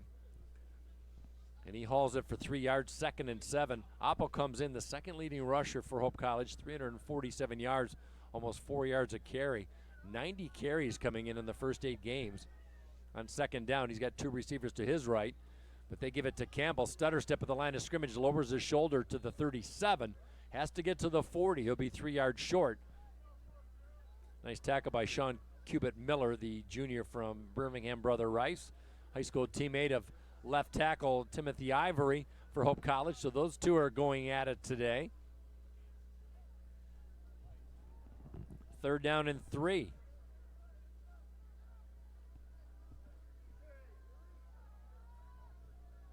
From their own 37. Moving to the long side of the field. Oppel, 1st down and more, breaks a tackle at the 45 all the way to midfield, and he's dragged down. 2 or 3 Britons to bring him down, and another nice pickup by Oppel as he rambles for 13 yards. And Hope at midfield and in business. 10-point lead. Will love to punch one in with under 4 minutes remaining here in the second quarter. 1st and 10. Nose of the football touching the 50-yard chalk line. Campbell taking his time, changing direction against the grain. He's got room, far side, 40, 35, blocked by Caccini downfield. And we got a flag at the 30-yard line. And this one's coming back, the hold by Caccini. Hope coaches off in the booth to our left. None too pleased with that. And that wipes out a big game by Campbell. 15 plus. First penalty of the day for Hope College comes at an inopportune time. The clock stopped at 3:29 here in the second quarter. Boy, Campbell went right, changed direction on a dime, went against the grain to the left side, cut it to the outside. Caccini trying to use a downfield block, but use of the hands by him. So it's going to be, well, it's good. It's at the point of infraction, so despite that holding call, Hope College still has a 1st down. Can't make that stuff up. Boy, talk about being rewarded for poor behavior, but we'll take it. The orange and blue in business at the Albion 40, 1st and 10 from the far hash. Pitch to Campbell, gets a block, goes to the outside, 35, and forced out of bounds at the 31, and finally pushed out, but not before a nice pickup on 1st down. Jose Rodriguez, the leading tackler for Albion. Now we got a flag on the near side once again, and that has hold written all over it as Campbell rambles for 9 yards. Boy, that's a buzzkill right there. And is going to go against the Flying Dutchman. Back-to-back holding calls. This time they will not be as beneficial as the first hold just a play ago. And that'll push Hope all the way back to the 50-yard line. It'll bring up 1st down and 19. Hope with 2 timeouts remaining in this first half. Halftime coming up in 3 minutes and 10 seconds and counting on 1st down. Lee punches it to the outside, gets a block. Spin move at the 45, still on his feet, dragging tacklers. Good play of 9 yards. Finally brought down by Michael Harvey, the cornerback, but not before picking up 9. Clock winding, though. He did not get out of bounds, and he's brought down at the Albion 42. It'll bring up 2nd and 12. Still plenty of time for Hope. No reason to panic as Cooper Caccini lines up on the strong side, near side. Hope moving left to right in this second frame. Wind in their face at the moment. Man in motion is Boss. He gets the handoff, has a seam at the 40, diving to the 35. He has to get to the 30. And Chris Kelly with a nice block downfield helps up Rayshawn Robinson. As David Boss with his second rush of the day picks up 5, but it'll bring up 3rd and 6. Hope with the bunch formation right side. They give straight up the middle to Chris Lee, lowers his shoulder. He's turned around at the 30. I don't believe he got it. He's going to be about a half yard short. It'll bring up 4th and short for the Flying Dutchman. On the year, 46% in 4th down conversions. That's 5th in the league. They're going to go for it. Inside 2 minutes left on 4th down. A lot of noise being made. Oppel from the shotgun. Give to Lee. 1st down diving attempt to the 27. Just enough of a seam. Fairfield and Reitsma provide the block. Stop of the clock to move the chains. 1st down for the Dutchman. from the 28 of Albion. Pass near side, Slank has a block of the 20, ridden out of bounds, and that will stop the clock. He had a host of tacklers to try and chase him down, but Chris Kelly and Christian Boss providing some great downfield blocking. His Slank's second catch of the day is good for a first down inside the red zone once again from the 18 near hash mark. Hope leads 13-3, trying to punch one in. 98 seconds left. Oppel pitches it to Chris Lee, 360 spin, and he is met at the 20-yard line. And Michael Harvey not fooled on that one as Lee is brought down after a yard loss. And we've got a timeout on the field with 1:30 remaining until halftime. Well, two teams that can score some points, and we have not seen any turnovers in the game. No fumbles, no interceptions, which is pretty incredible considering the conditions here at Hope today. So with 1:30 left to play, Hope 13, Albion 13 in the 89th meeting all time. Hope is 36-45-7 against Albion all time. A win for Hope would secure at least second place in the MIAA here in 2017. Coming up at halftime, we'll go over all the scoring in the first half. We'll take a look at the MIAA scores. They've got a dandy going on up in Alma from Balke Field. Second quarter, 48 seconds remaining until halftime there. Trine and Alma locked in a 6-6 deadlock. Scott's trying to help out the Flying Dutchman at home as Trine undefeated, ranked number 26 in the nation. And the Scots of Alma came in with a 4-4 record, holding Trine pretty tough in that 6-6 scoreless, that 6-6 deadlock in the second quarter, late in that second quarter. So here comes Hope, second down and 11.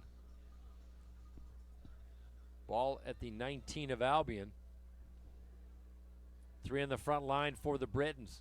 Nickel package in on second down, expecting them to throw. Oppel keeps it, has a break. 15-10, downfield block, drag down, diving into the end zone. No indication. Is he in? He is. Touchdown, Flying Dutchman. Mason Oppel.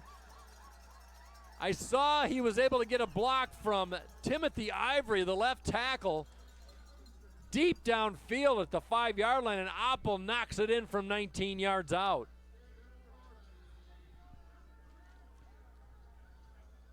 So what a play on second down and 11. Oppel faked the handoff to Campbell, sweeping right. He went left and had a nice block downfield. We've seen that a ton today. Credit the sophomore from Brother Rice, Timothy Ivory, to spring Oppel for the score. On the extra point by Darren Ford, and he sidewinds that one through. It's 20-3, and Hope taking advantage of a good defensive stop. They drive down the field, and they lead by 17 for Mason Oppel, his 9th, check that, 10th rushing touchdown of the year. He's third in the MIAA in yards per game, and now knocks it in. So Hope College with a little bit of breathing room.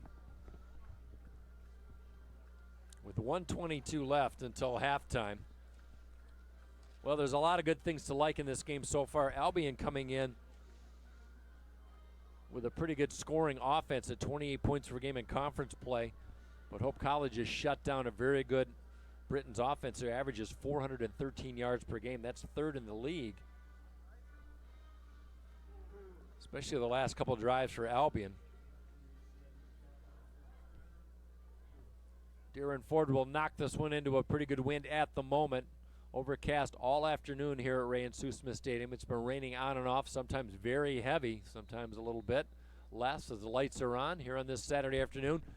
Hope you're enjoying the broadcast. Thanks so much for following us today and all season long on the Lakeshore's 92.7 The Van. And streaming online at 927thevan.com as Darren Ford, the senior from Howell, toes this one. Good boom into the wind. Going back as Rayshawn Robinson, 3 yards deep. He will not return this one. That is an incredible kick as our nation's flag staring right at us. So 1st and 10 for Albion. Hope College defense just trying to play a little lockdown in the last 82 seconds. This is a very good Hope defense. 288 yards that they allow so far through 8 games. That is second behind Trine in the MIAA. And they also have the best rushing defense in the conference, just 2.8 per carry for their opponents. They've got the 20-3 lead. They've scored 20 unanswered points. 1st and 10 for Kyle Thomas, the freshman at quarterback for Albion. He's a good one. He's going to be a very good player for this Britons team. Now they give to Freeman off left tackle. They scrimmage from the 25, maybe to the 27. Clock at 1:10. 2 timeouts remaining. Craig Rundle in his 21st season as the head coach for Albion. He's had a great run. 7 MIAA titles, 5 Division III playoff appearances. He's had a young team the last couple seasons. 2nd down and 8. Clock under 1 minute left until half. Thomas back. The lefty in trouble. He's sandwiched at the 15. And he is brought down. Telfor with a hit and finished off by the Tate Knapp knapsack. And Tate Knapp with his 6th sack of the year pushes Thomas all the way back to the 19-yard line. It'll bring up 3rd and 16. Boy, Telfor, who was fired up in the moment, he was so instrumental in that defensive win last week against Kalamazoo 50-0. He was in the face of Alex White all day long, and his efforts culminated in him being the defensive player of the week in the MIAA. At 11 tackles, 2.5 for losses, had credit for a sack and 1 fumble recovery in that shutout win. So with 45.3 seconds on the clock here in the second quarter, Hope, well, they're going to get the football back. Maybe a chance for a home run ball in the end zone. Maybe a block kick, so still plenty of time to add to this 20-3 lead. We'll have all the scores coming up at halftime in college football. Adrian Olivet have not been able to start their football game as of yet. That was supposed to be a 1 o'clock start, and no indication that they have started. Probably a lightning situation at Olivet. So here comes Albion on 3rd and 16. Empty backfield for Thomas. To his left, 3 receivers. To his right, 1 on the short side of the field on 3rd down. 3 on the front line for Hope. They've got the nickel package in. Pass on the flat, complete. Near side, Colin Poore goes right, spins left, and he will be short of the 1st down. It'll bring up 4th and short, though. Nice block downfield by Coalfield, the tight end. Coalfield getting a lot of action today. Check that Canfield, the freshman. And it'll be 4th down in a punting situation with 38.1 seconds remaining. So the senior Alex Van Vliet will stand at his own 30-yard line to return this one. Van Vliet averaging 6.5 yards per return in his 16 returns on the year. Does have a long at 22. Had it right here. High snap. Blanzy trying to get this one away, and he does. Almost blocked by Hope College.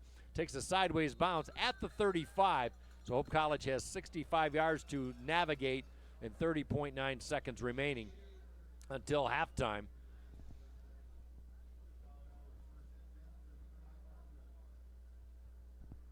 Hope playing in their last MIAA game of the season. They will finish up the season next week against Concordia of Wisconsin, the Falcons, who are struggling this year. Chance to go 8-2 to finish out this season. There would be their best finish since 2000 when they went 8-2 under head coach Dean Krebs. Hope with the 6th best offense in the MIAA as far as yards per game at 387 on 1st and 10. It's been pretty solid today. Oppel, quarterback draw, room 40, busted to the near side, 45, eludes a tackle at the 48 and has dropped down at midfield, not before picking up 15 yards. Oppel showing some good footwork, leading rusher for Hope today. 1st down and more. Clock at 22 seconds as they move the chains. Stop briefly, and now the clock down inside 20 on 1st and 10. Bunch formation to the left and to the right. Oppel drops back, flushed out of the pocket, moves near side. He's going to have to tuck in and run at the 40. Finally pushed out of bounds. Not before he will move the chains once again at the 40-yard line. More importantly, if they can get one more play down, maybe a chance for a Darren Ford field goal, he would be dealing with a wind that would be to his left and a little bit into his face. So on 1st and 10 with 7.3 left, Kozlowski, the tight end, checks in from Lake Geneva, lines up as the lone receiver left side. Bunch receiver formation, 3 to the right on 1st down. Oppel rolling to his right, has time, 3 seconds. Home run ball into the end zone, and that one is picked off of the 5-yard line. Looning his helmet is Rayshawn Robinson on the interception. And we have got a late flag as Matt Reitsma is writhing in pain at the 35-yard line. And Reitsma on his back, and a very, very livid number 51, Jake Vanderveen, who's held back by Timothy Ivory, his offensive line starter counterpart. I don't think that Vanderveen took too kindly to the block that Reitsma took. I saw it out of the corner of my eye and saw him go down. I did not see the play directly, so I cannot comment on it, but it riled up Vanderveen. So the interception by Rayshawn Robinson, who actually lost his helmet on that transaction, as they tend to Reitsma. Let's take a quick timeout. Let's take a 30-second timeout. We'll be back with the final seconds here in the first half. You're listening to Hope College Football on the Lakeshore's 92.7 The Van, streaming online at 927thevan.com.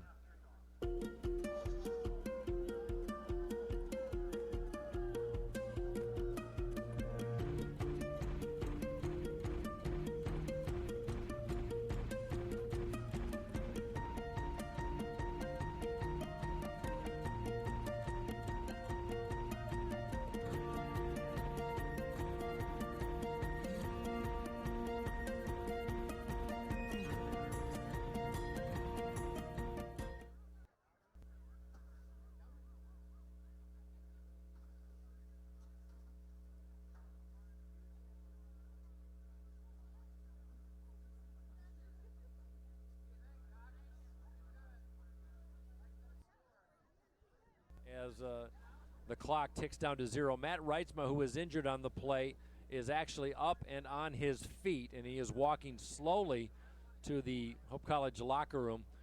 And all indications it was a shot, a late hit taken by one of the Albion defensive linemen, but Reitsma, the starter from Lowell, walking off under his own power, which is a good thing to see. So that will take us to halftime. So we will take a timeout. When we come back, we'll go over the scoring recap of this first half and all the numbers in this 20-3 halftime lead for Hope College. We'll also take a look at some scores in and around the MIAA and around the nation in D3 as well as D1 football as well. Stick around, don't go anywhere. The halftime show coming up. You're listening to Hope College Football on the Lakeshores, 92.7 The Van, streaming online at 927thevan.com.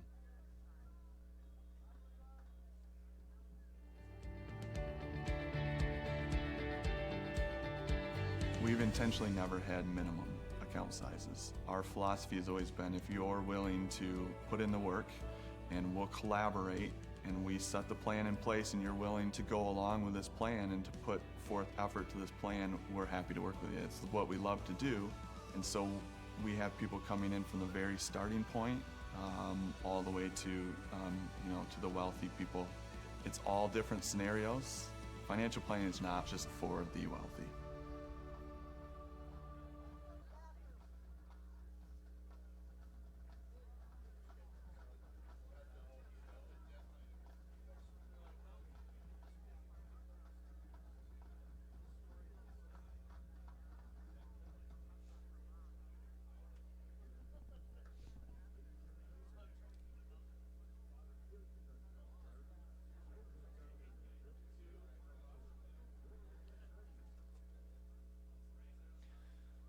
Welcome back. We're at Hope College Ray and Sue Smith Stadium as the Cadillac High School Marching Band. They were wearing their rain jackets earlier. Well, the rain has mercifully let up here at halftime. Just a little sprinkle at the moment as they begin their halftime performance. Thanks for them for joining us today on this overcast afternoon.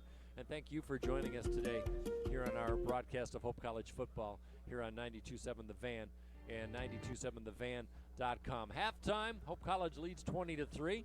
A win would bring them to 5-1 and close out their MIAA season here in 2017. And so far, so good.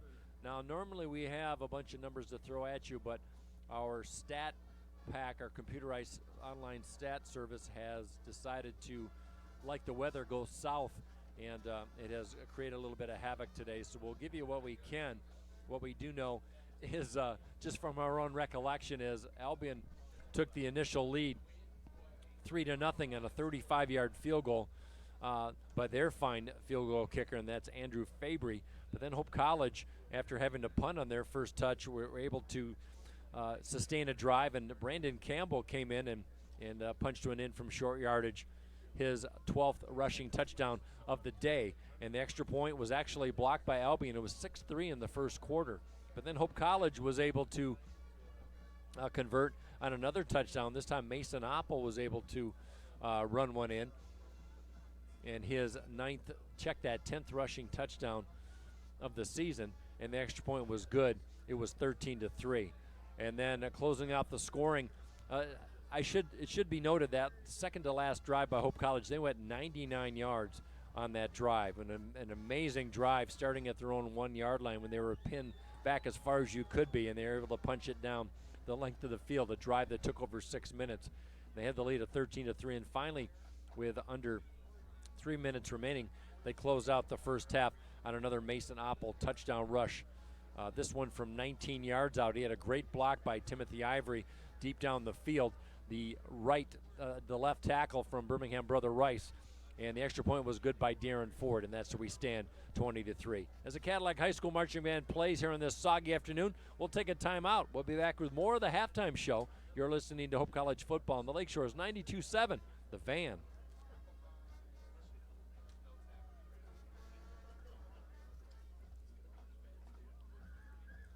Gotcha, thank you.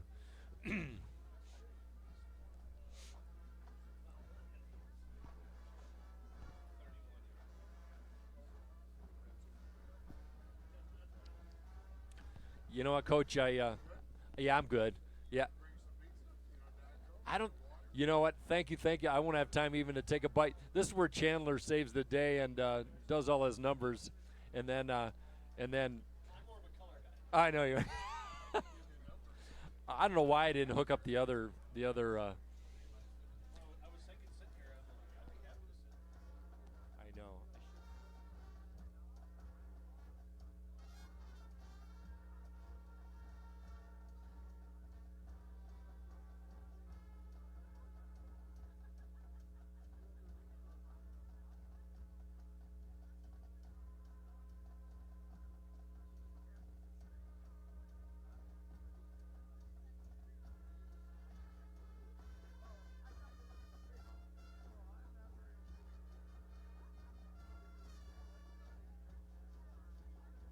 The stat pack going by memory, I mentioned that Mason Oppel had 2 touchdowns. Actually, Chris Lee had the second touchdown for Hope College. It was a pass reception in the end zone, his second touchdown reception of 2017 for Mason Oppel. His 9th touchdown pass of the season. So the second touchdown by Hope College, 20-3 is where we stand here at halftime. Some other scores in the MIAA.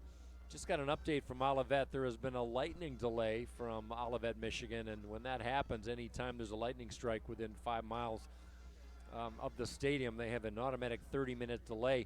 That 1 o'clock game has not been able to start yet, and Adrian at Olivet today in a very important matchup for Olivet, trying to keep pace. They are a half game back of Hope College for second place in the MIAA, so we'll keep you abreast of that one. From Alma, Balke Field, that game is saying 1 second remaining until halftime, and it is 6-6. Alma taking on the undefeated Trine Thunder, and Trine number 26 in the nation taking on the 4-4 Alma Scots. And not much offense in that one, as both defenses have risen to the occasion. In that game, Trine with just 124 yards of offense. Alma with 146 yards of offense actually has the edge in that statistical category. Alma's Dylan Zaborowski just 2 of 10 for 16 yards, but Zaborowski 66 yards on the ground. Caleb Reinhardt chipping in with 55, and they have the 6-6 tie. Evan Weiss with 56 yards on the ground. Lamar Carswell, who ran rampant over Hope College a couple weeks ago, just 17 yards on 7 carries. Evan Weiss 3 of 6 for 41 yards in that 6-6 tie at Alma. Kalamazoo and Rockford, no score, just underway. And that is all the activity in the MIAA on this afternoon. Let's step aside. We'll have more of the halftime show coming back. 20-3 our score. Hope College over the Albion Britons in the 89th all-time meeting. You're listening to Hope College football on the Lakeshores 92.7. The Van is streaming online at 927thevan.com. My 32 years, I can look back at clients and realize that when I started with them in my mid-30s, I was one of many professionals in their life.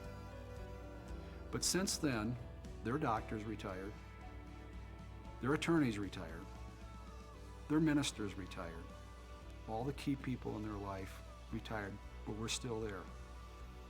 And over time, we end up being very, very close to our clients. It's very hard to talk about your financial history without talking about your family history. We get to know it, we keep it confidential, and you can't help but begin to love these people.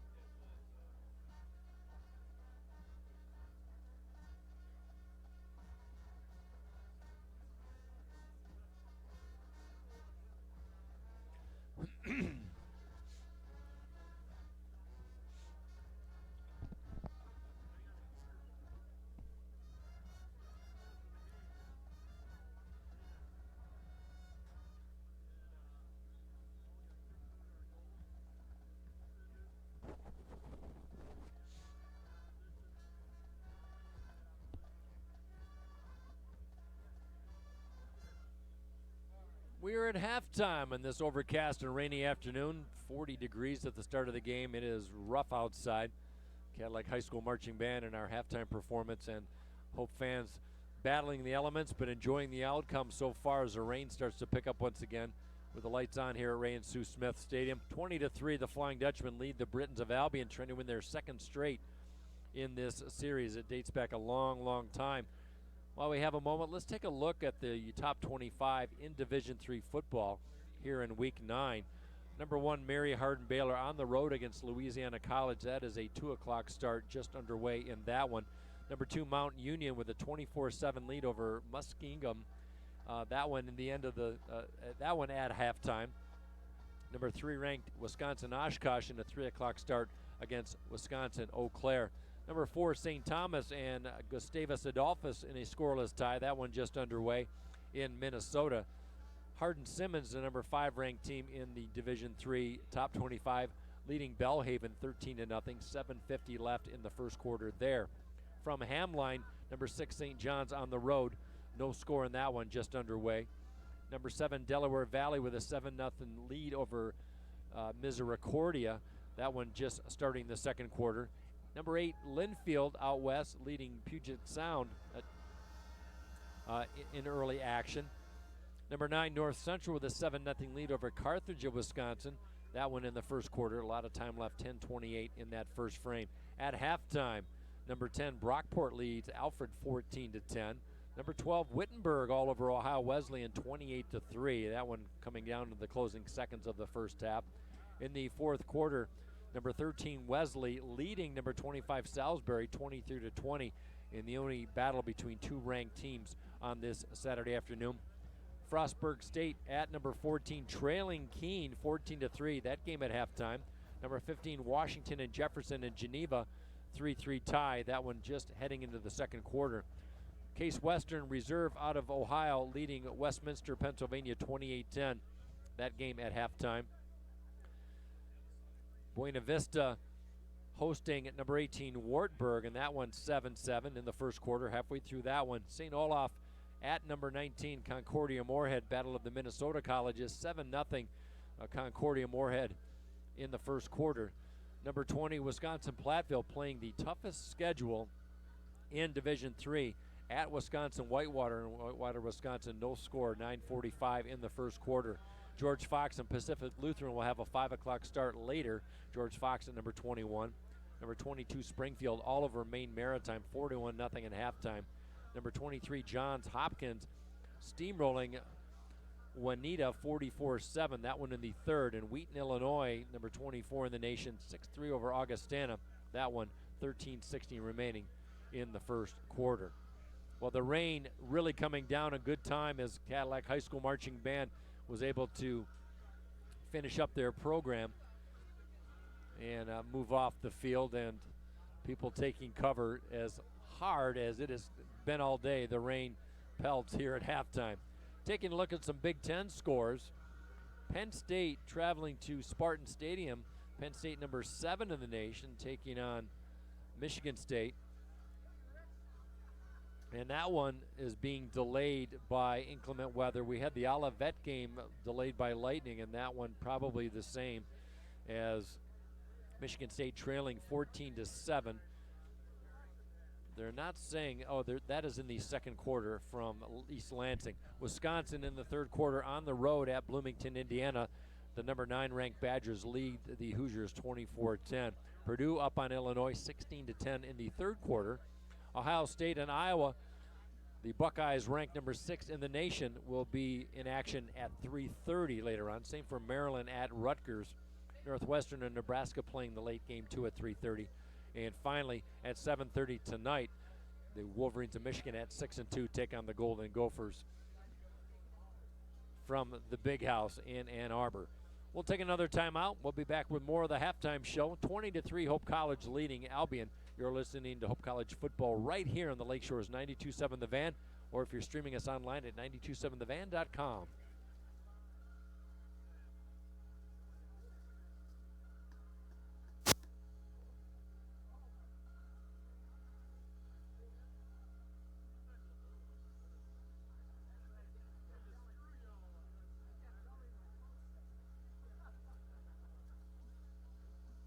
Hit the road.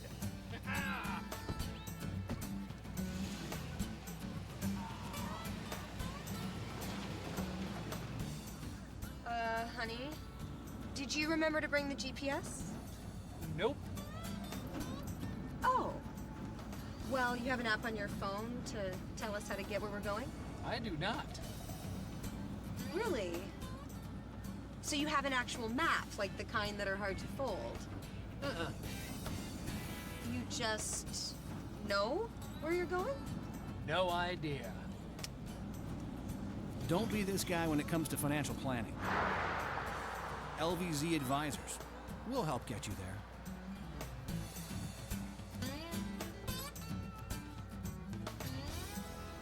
Hey, we're all a little lost.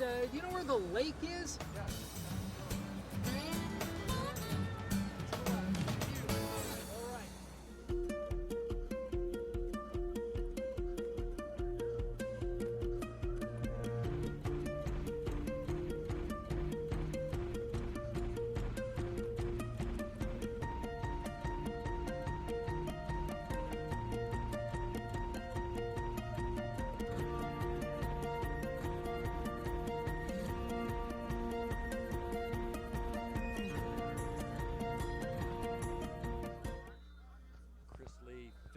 Touchdown reception, and then Mason. Yeah, in soccer, they won the state title?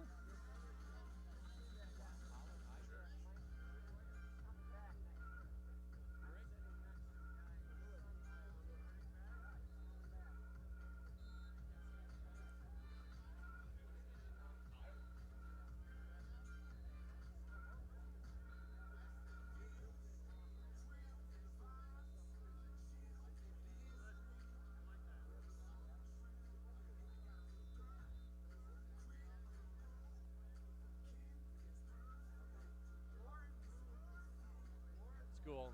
How about that? They win the state final soccer tournament, and congratulations to them. That word just came in, sending a little buzz to the press box up here as Hope College Flying Dutchmen come onto the field to begin their warm-ups here for the second half. And some numbers we're getting here for this halftime.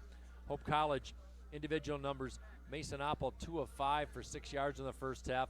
Brandon Campbell 6 carries, 29 yards. Oppel 4 carries for 27 yards in that first half. As we're having trouble with our stat numbers at the moment, a little computer glitch, but we're working on that. And as the two teams begin to warm up, the rain continues to come down, but Hope College with a 20-3 lead. No turnovers in this game, and Hope College came in leading the league in most fumbles coming in. On a day like today, maybe expect to see a couple, but not so. So far, so good for the blue and orange as we get set for the second half coverage. So let's take our final time out here in the halftime show. When we come back, second half kickoff, you're listening to Hope College football on the Lakeshore's 92.7 The Van.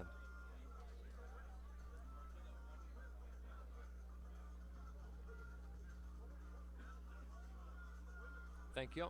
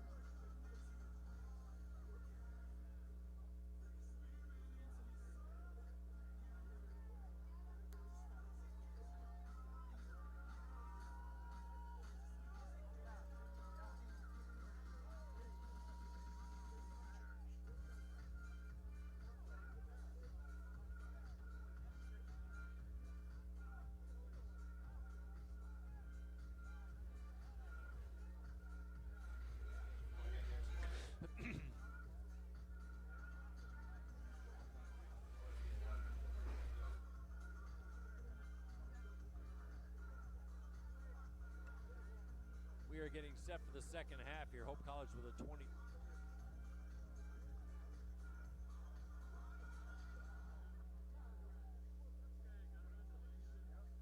While we have a moment, Holland West Ottawa Panthers defeated Rockford last night in high school football 33-28. You could hear that on our sister station 1450 WHTC. Holland will face the winner of Davison and Clarkston playing today. And more importantly, the Panthers will actually host that regional final. That will either be on Friday or Saturday, most likely on Friday.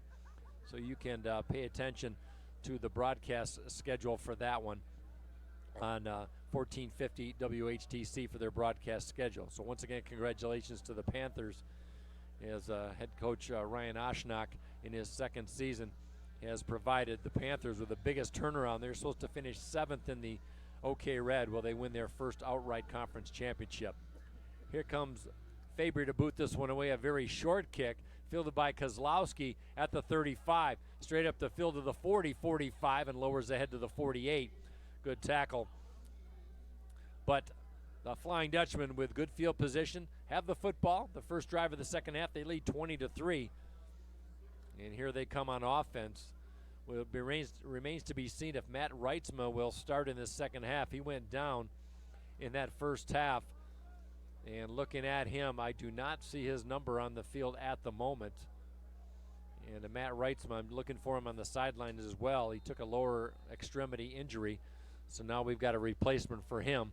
On 1st and 10, we'll get that number when we can. Give to Campbell, right, left-hand sweep, trying to move it to the outside, strung along, and he is pushed out of bounds. We got a whistle in the backfield and a flag as that one went nowhere.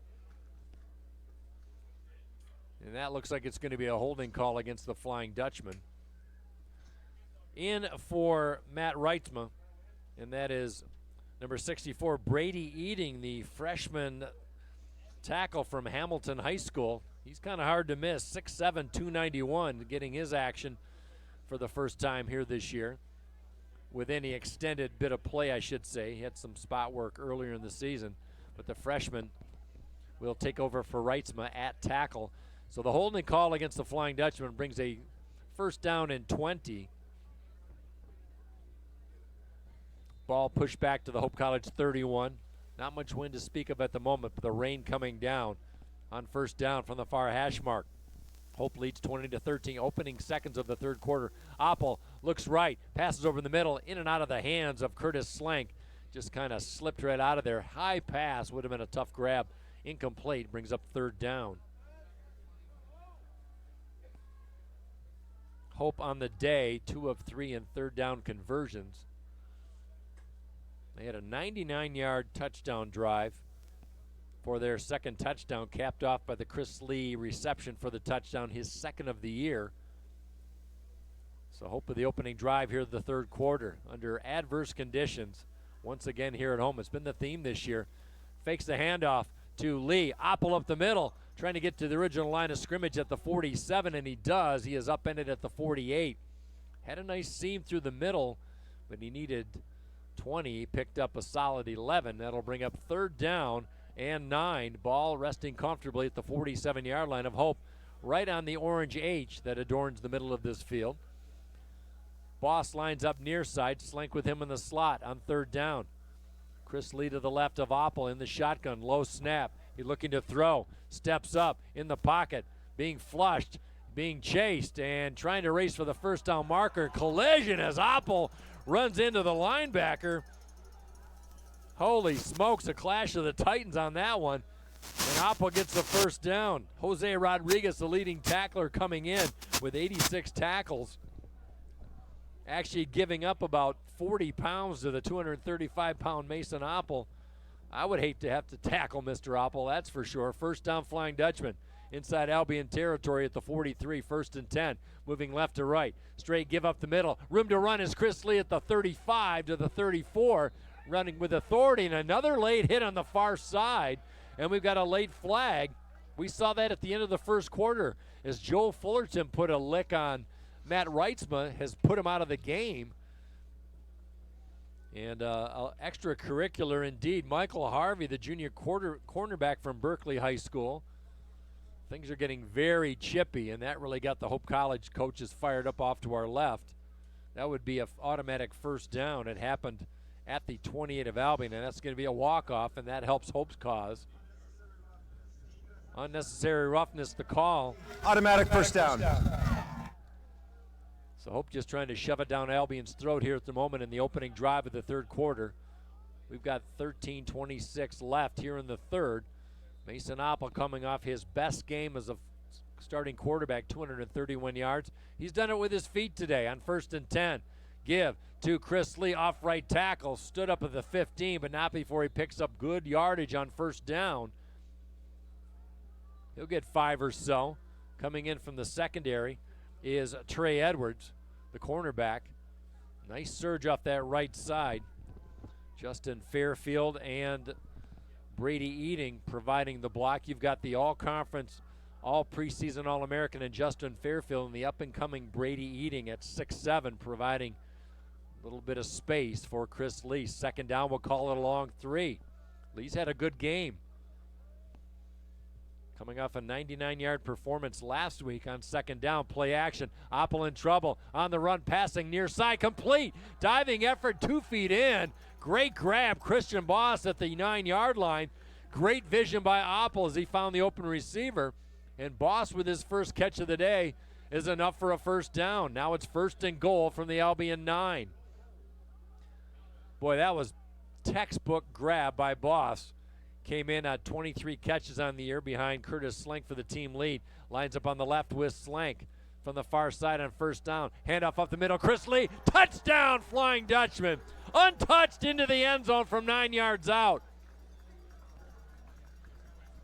You could have lashed 5 of me together. That's how wide that hole was to propel through. 10 feet wide at least. And Chris Lee with his second touchdown of the day, his first rushing touchdown. And Hope College takes the opening kickoff starting at their own 45 of this second half. And they go 55 yards on that drive. Touchdown, Chris Lee.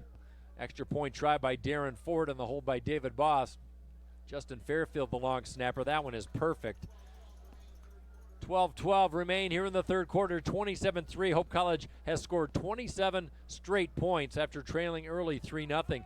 And for Chris Lee on the season, that is a rushing touchdown number 2. That is the first one since his first touch in the Defiance game back in week 2 for a rushing touchdown. having himself a day. All Hope College here in the third quarter. A lot of football left, but so far so good for the orange and blue as they try to move to 7-2 on the year. An 8-2 record, if they could close out with 2 wins, would be their best one-loss record since an 8-2 mark back in 2000. They have to go all the way back 17 years under head coach Dean Krebs. So forward to kickoff.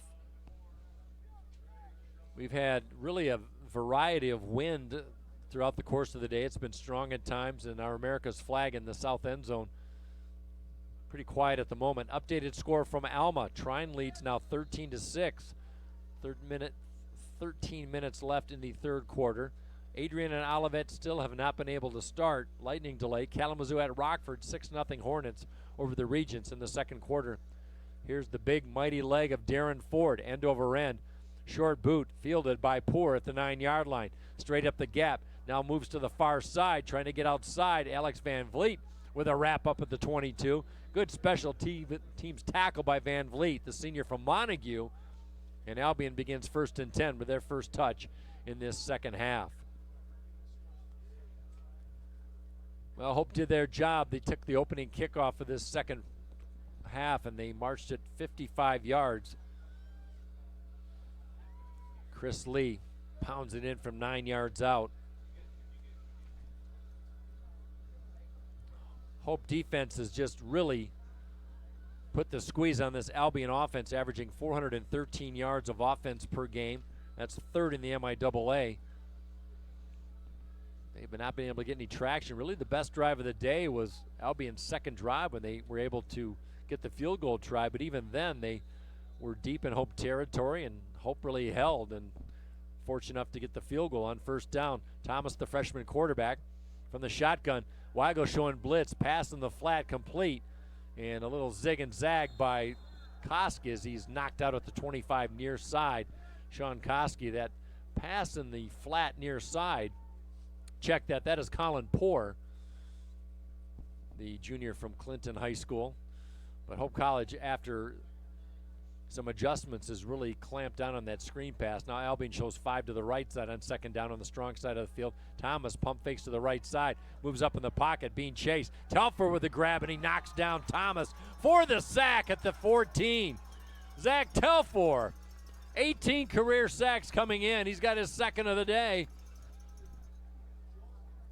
Third on the team in tackles, and the senior from Charlotte, the reigning defensive player of the week, knocks down Thomas for a 7-yard loss. Third down and 17. Ball all the way back at the Britons' 18-yard line from the far hash mark.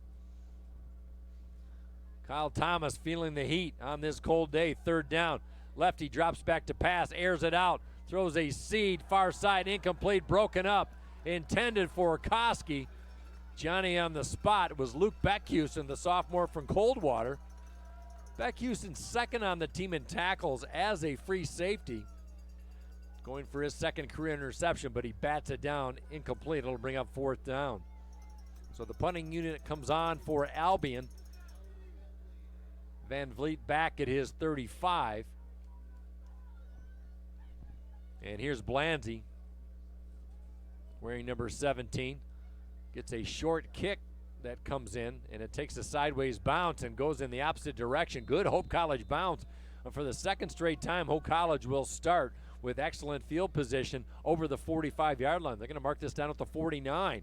Half the field to work with, 27-3 Hope. They've scored the last 27 points of the game, and they're in business. They've got the ball 1st and 10 with 10:52 left here in the third.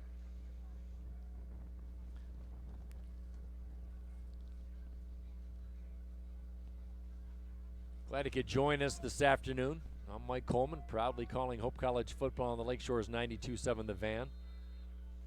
1st and 10 for the Flying Dutchman, the 6th rated offense in the MIAA. 1st and 10, handoff over left tackle. Not much. The initial trip up was by the nose tackle for Albion.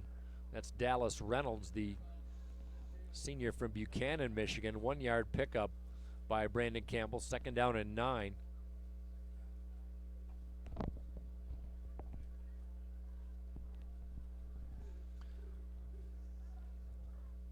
Ball between the hash marks on 2nd down. Now straight up the middle, room to run. Campbell romping and a stomping 40 to the 35-yard line. Off left tackle, nice hole, and he picks up the first down. Full head of steam. And Hope College on the move in Albion territory at the 37. Check that, the 36. 1st and 10. Clock over 10 minutes left here in the third as Campbell gets a breather. Lee in the backfield on 1st down. He lines up behind Oppel, gets the call straight over center, changes direction, room to run on the outside, cuts back to the inside, 15, 10, 5, touchdown! Chris Lee from 36. What a play off left tackle. Once he broke the initial plane to the line of scrimmage, it was really all him with great vision downfield. Went right, left, and right and hauls it in for his 3rd touchdown of the day, 2nd on the ground. Fantastic, 33-3, and Hope College pulling away. So Lee pounds in his 3rd rushing touchdown of the season, that one good from 36 yards. And now the extra point tried by Darren Ford from the middle of the hash marks. Kick is up, and that one through the goalpost, 34-3. A lot of time at 9:50, but so far so good for the Flying Dutchman. This is an Albion team that is porous via the points per game. They average 41 points that they allow in conference play, and Hope College pouring it on here in the 3rd quarter. So they have scored in their first 2 possessions here in the 2nd half, and now they'll kick the football away.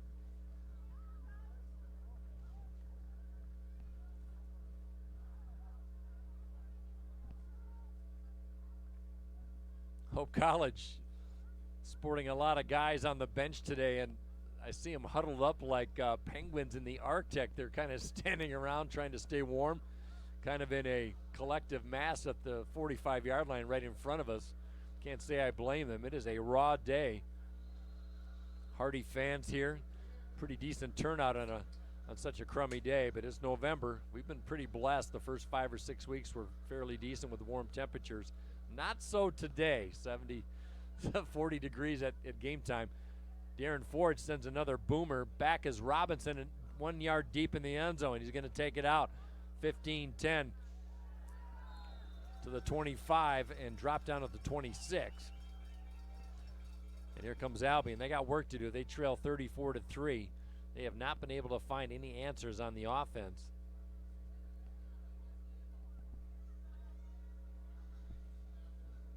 They've got a freshman quarterback in Kyle Thomas. He came in 2nd in the league in yards per game.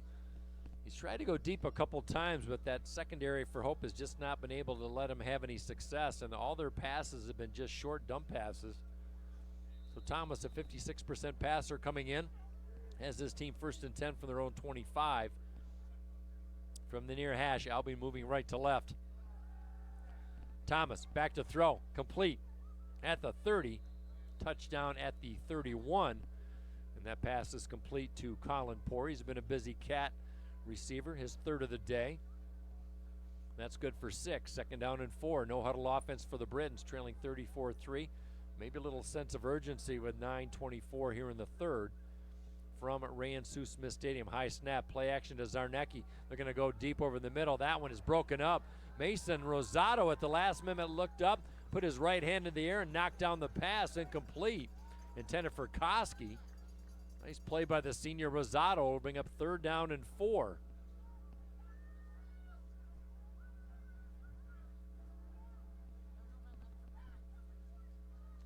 So Albion working quickly. Hope College defense trying to get a stop. Dancing in the backfield is Thomas. Pass over the middle to Brian Blanzy, enough for the 1st down at the 44. He had to get to the 35. So a nice play by Thomas, showing some good poise in the pocket. 1st and 10 for Albion, their first down of this 2nd half.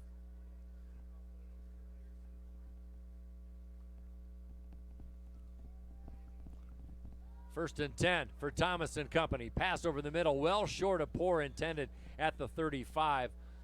And he was wide open, was Poore, but Thomas just short-armed that one. 2nd down and 10. Ball at their own 44. 34-3. In case you just joined us, it was 3-0 Albion early in the 1st quarter. Hope College has scored 5 straight touchdowns to take this commanding lead here in the third. Thomas, bunch receiver formation to the left. He'll go to the left, pass to Poor. He's got a block downfield at the 45, pushed out of bounds. Well, we have an update on Matt Reitsma, the right tackle, the starter for Hope College. He was taken to the locker room for evaluation at halftime, and good to see him standing on the sidelines. And he has not played in the second half, but he is standing there, and he's got his uniform on. Looks like he's ready to go. He is talking with center Zach Smith off to our left, so good to see him back on the sidelines. Thomas looking to run spin move at the 40. He has brought down Mason Decker, hit him from behind, and actually brought him forward, propelled him for the first down. So Thomas with some good wheels gets the rushing first down for Albion. No huddle offense working quickly. 1st and 10 from the Hope 42, near hash mark. 8 minutes exactly in the third.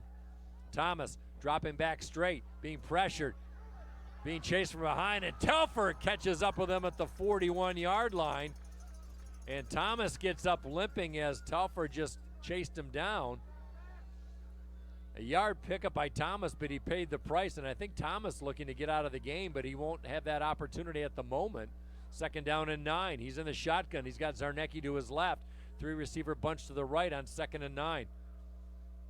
Shotgun formation. Give to Zarnecki. Straight hand up the middle, and Pat Zarnecki lowers ahead at the 39 and picks up a couple yards before he's brought down by Babb. And Mason Decker team up after a 3-yard pickup. 3rd down and a long 6. Thomas looks to the sideline. Still kind of limping a little bit after that tackle by Telfer. 3rd down. 34-3 Hope. Trying to get the stop defensively. Thomas, 2-step drop, sandwiching a pass in between 2 Hope defenders. And that is Coalfield dropped down to the 28. He's got enough for the first down. That was a seed threading the needle between Rosado and Zansky, and was able to haul it in, the tight end. And having a nice game is the freshman Colby Canfield. He picks up the first down at the 27. I keep wanting to call Canfield Coalfield. Sorry about that. Colby Canfield from Stockbridge, Michigan. He's had a good game. 1st and 10. In motion is Poor. Faking to Poor. Heading up the middle is Thomas. He's going to keep it on the quarterback rush. And he slips inside the 20 to the 19-yard line. We're seeing 2 very good running quarterbacks in this game. Mason Oppel for Hope College, and Kyle Thomas, the freshman from Walled Lake Western. Nice pickup of 9. Albion marching it down the field. One of their best drives since the first quarter. 2nd down and 1. In the red zone for Albion. Gives on the handoff to Freeman. Room to run at the 15, and he is upended. Hit in the backfield and not able to finish the tackle as Griffin Weigel, and Freeman gets sprung for a pickup of 10 before he is literally flipped in the air at the 9-yard line, but it's 1st and goal for the Britons. Hope red zone defense, one of the best in the MIAA at 67%. They line up 3 on the defensive line, 4 linebackers set on 1st down and goal. Thomas just inside the near hash, wants to throw left, corner of the end zone deep, and that pass is hauled in by Canfield for the touchdown. Little lob throw, and Thomas jogging off the field, but that one was an absolute perfect pass in the far corner of the near end zone. And a 9-yard touchdown pass puts Albion in business. So after 2 scores by Hope College, Albion drives down the field with one of their best drives of the day, their first touchdown of the day. And now Faber will attempt to make this a 34-10 game.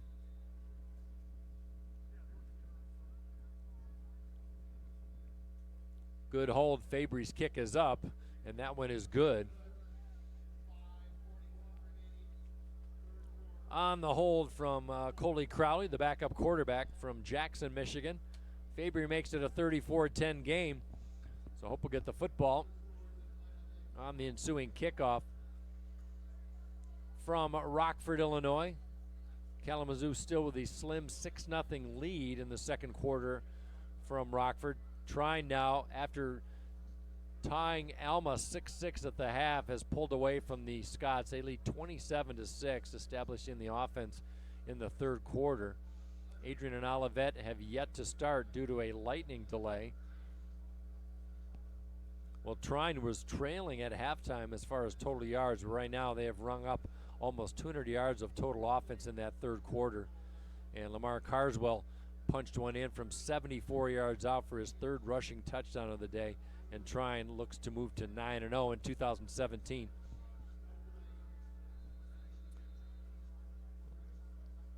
Lee back to receive this kick, short kick. Van Vliet as well. Chris Lee on a running gallop at the 20-25 has Osim on the outside, 35, 40. Lowers ahead at the 45, stood up and finally brought down. Good return. Almost 30 yards and little shoving match on the near side. Two teams did not take too kindly to one another at the end of the first half as Matt Reitsma went down with what was deemed a cheap shot by Hope College.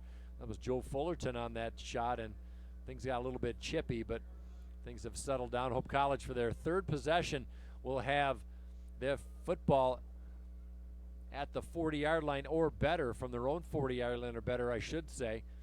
And they line up their own 44, 1st and 10. They lead 34-10. We're in the third quarter, 5:32 left. On first down, Oppel gives to Campbell, picks his way, takes his time, went off left tackle, moves it back to the inside over the 45 to the 47. And I like how Campbell takes his time, just a little bit of hesitation, waiting for the blocks to develop, and then he finds his move, and then he makes his move. He picks up a 2-yard gain, 2nd down and 8. Oppel with 3 receivers to choose from. Shadiah, the H-back from the right side on 2nd down. Another give to Campbell, stood up at the line of scrimmage, and he has brought down not much on that one. The initial hit by Sean Cubit Miller, the junior defensive tackle. Cubit Miller, one of the bigger defensive linemen at 270. He's the biggest one on the front 4. Campbell picked up just a yard. It'll bring up 3rd and 7. So Hope College content to keep it on the ground. Clock winding down at 4:35 in the third. All 3 timeouts for both teams here in this ball game. 34-10, Hope with the lead. 2 left, 1 right for Oppel. Straight drop, goes up. Will run with this football and try and push Oppel forward. Chris Lee, the running back for Hope College, and I think it was just enough of a surge for Oppel to pick up the first down. He needed 7, he got 8. So Chris Lee doing his part. First down, Hope at the Albion 44. Inside enemy territory. Still having trouble with our stats computer system here at Ray and Sue Smith Stadium. Don't really have some definitive numbers, but scoreboard says it all. 34-10. Give to Chris Lee. Picks his way off that left side. Has his hand on the back of his blocker up front. And was able to pick up nice yardage on first down. Kind of riding behind the back of Jake Vanderveen. Vanderveen with the initial block on that one. Vanderveen was not too happy when he saw his counterpart Matt Reitsma go down and wanted to mix it up with Albion, but Timothy Ivory held him back and he was livid. Good pickup by Lee. He's got 8 yards, 2nd down and 2. Lone back on 2nd down is Lee. Trying to blitz right up the middle, but Lee trying to make his way. Breaks the tackle at the 30, 25, forced out at the 15 to the 10-yard line. The blitz was on between the tackles. Lee went right up over center, bounced to the outside, was able to find some daylight, and he hauls it in for a nice gain of 25 yards. 1st and goal for the Flying Dutchman, imposing their will offensively as Lee having another big gain. He's got to be getting close to the 100-yard mark. We do not have that information available to us. So 1st and goal from the 10-yard line. Hope number 1 in the MIAA in the red zone at 85% on first down. Pitch, left side Campbell. Works his way to the inside, diving, and he rolls into the end zone. He's going to be short as he is brought down at the 2. Touchdown saving tackle by Riley Sauter, the junior free safety from Lumen Christi. But Campbell romps for 8 yards. And now Cucini checks out. The jumbo package comes in. Number 49 for Hope College, one of the graduating seniors, and that is Matt Delaney from Caledonia will check in. Chris Kelly, the junior H-back, lines up as well for the goal line package. Campbell behind Mason Apple gets the call straight up over center. He will be stopped short at the goal line. Can't be much more than a football length. It's going to be 3rd and goal. Our thanks to Kenzie Kuhlman working the dials back at the studio at 92.7 The Van. Thanks so much for listening on this raw afternoon here on the Lakeshore. 3rd and a half yard for Hope. Campbell once again employs the lone run back position behind Apple from the shotgun. Bunch formation to the left on 3rd down. Campbell, this time he's in. 2nd touchdown rush of the day for Brandon Campbell from 1 yard out. He had a 3-yard rush earlier for the first Hope score, and Hope College takes it 55 yards for another short score. All 3 of their drives here in the 3rd quarter have been right around 55 yards, taking advantage of great field position. Brandon Campbell with his 13th rushing touchdown of the year, and it's 40-10 at the 1:32 mark in the 3rd quarter. Hope coming off a 50-point game against Kalamazoo last week. Extra point attempt by Darren Ford, and that one knuckles through. Hope has had some good scoring games in 2017, leading 41-10 here. They had Olivet 42-20 at Olivet. They had 38 points against Defiance, 37 against Lakeland, and 36 against Alma. Those were 4 games in a row before 2 games against Adrian and Trine, where they took the Adrian win, but it was 22-3 in that game, and then they were crushed at Trine 50-14. But now in control today, Tony Semple, the lineman coach for Hope College, is animated as I've seen him. An inch of pane glass and 5 inches of maybe 4 inches of a 2x4 with some paint on it, but you can hear Tony loud and clear shouting words of encouragement to his O-line just below us. Why not? 41-10. They have moved out Albion defensively, and Hope College with a big lead here in the 3rd quarter. Update in the Olivet-Adrian game. That game will be starting at 4 p.m.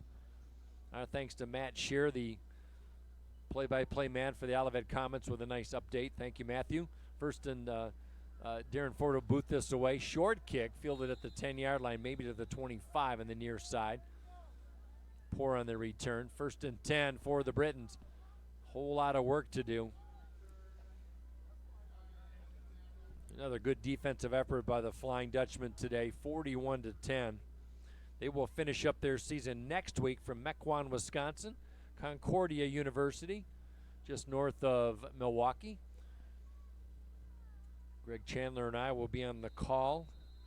That'll be at 12:40 for the 1 o'clock start, Eastern Standard Time. And then Albion will finish up their season conference game at home against the Kalamazoo Hornets from Sprankle-Sprandel Stadium.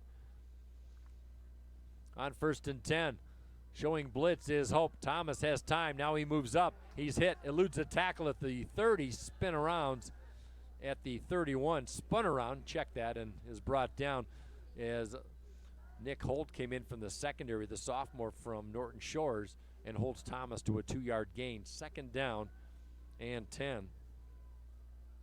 60 seconds remaining in this 3rd. 41-10. Hope was down 3-0, and they scored 28 unanswered points. Check that, 34 unanswered.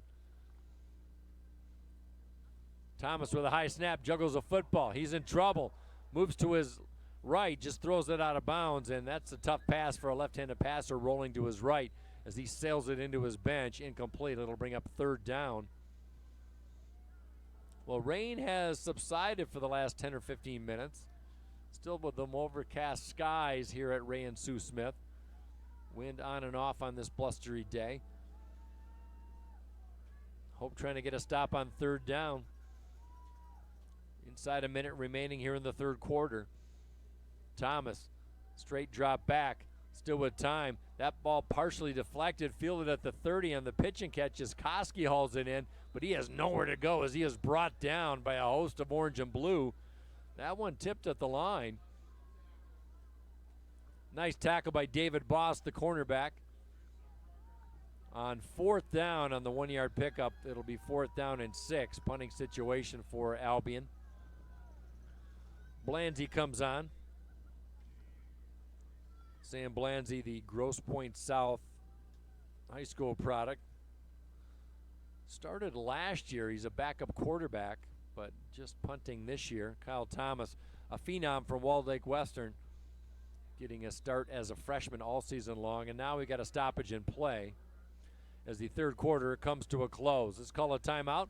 We'll be back with the final 15 minutes here from Holland, Michigan.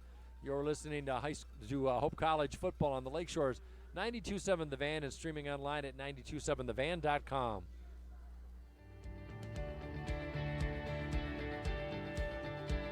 We've intentionally never had minimum account sizes. Our philosophy has always been, if you're willing to put in the work and we'll collaborate and we set the plan in place and you're willing to go along with this plan and to put forth effort to this plan, we're happy to work with you. It's what we love to do.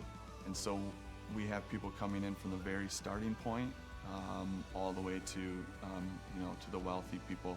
It's all different scenarios. Financial planning is not just for the wealthy.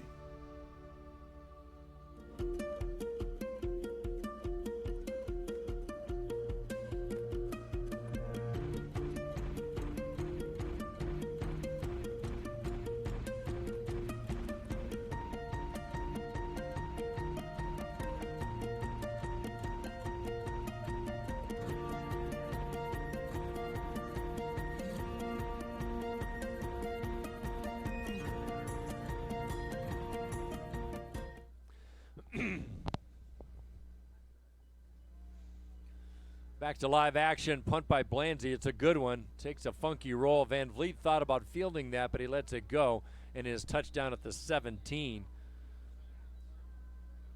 51-yarder unofficially, and Blanzy pins back Hope at their own 15-yard line. Hope leads, though, 41-10, the opening seconds of this fourth quarter.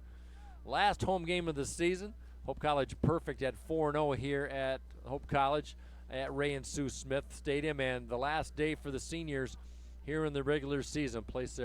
Playing their last home game of their careers. So here comes the offense for Hope. Mason Oppel coming off a career day last week with 231 yards. Leads his offense out. Brandon Campbell will be the running back behind him on first down. Starters still in for Hope, 41-10. I would imagine maybe we'll see some substitutions coming in short order. Campbell with the carry, off right tackle, surging over the 20 to the 21. Now we got a flag, a late flag, as a Brady Eating at the bottom of the pile. The freshman tackle, not too happy for Hope College. I would imagine that has personal foul written all over it as the referees talk things over. Pickup of 6 by Campbell. They're still talking things over. Well, we saw Matt Reitsma go out with an injury. Brady Eating replaced him.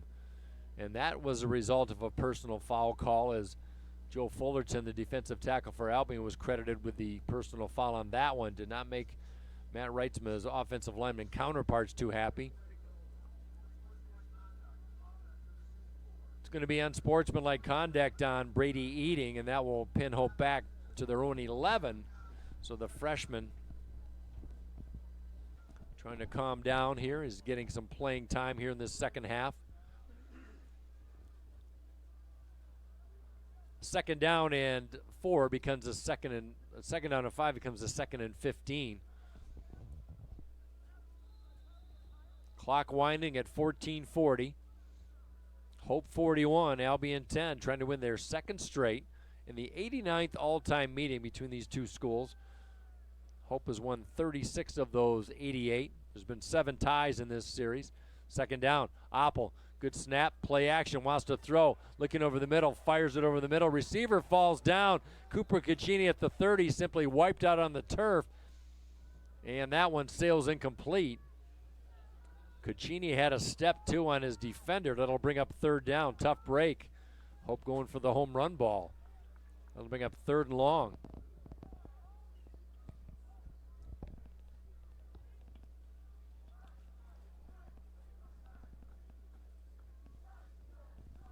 Opple looking towards a bench. Hope College runs with a no-huddle offense.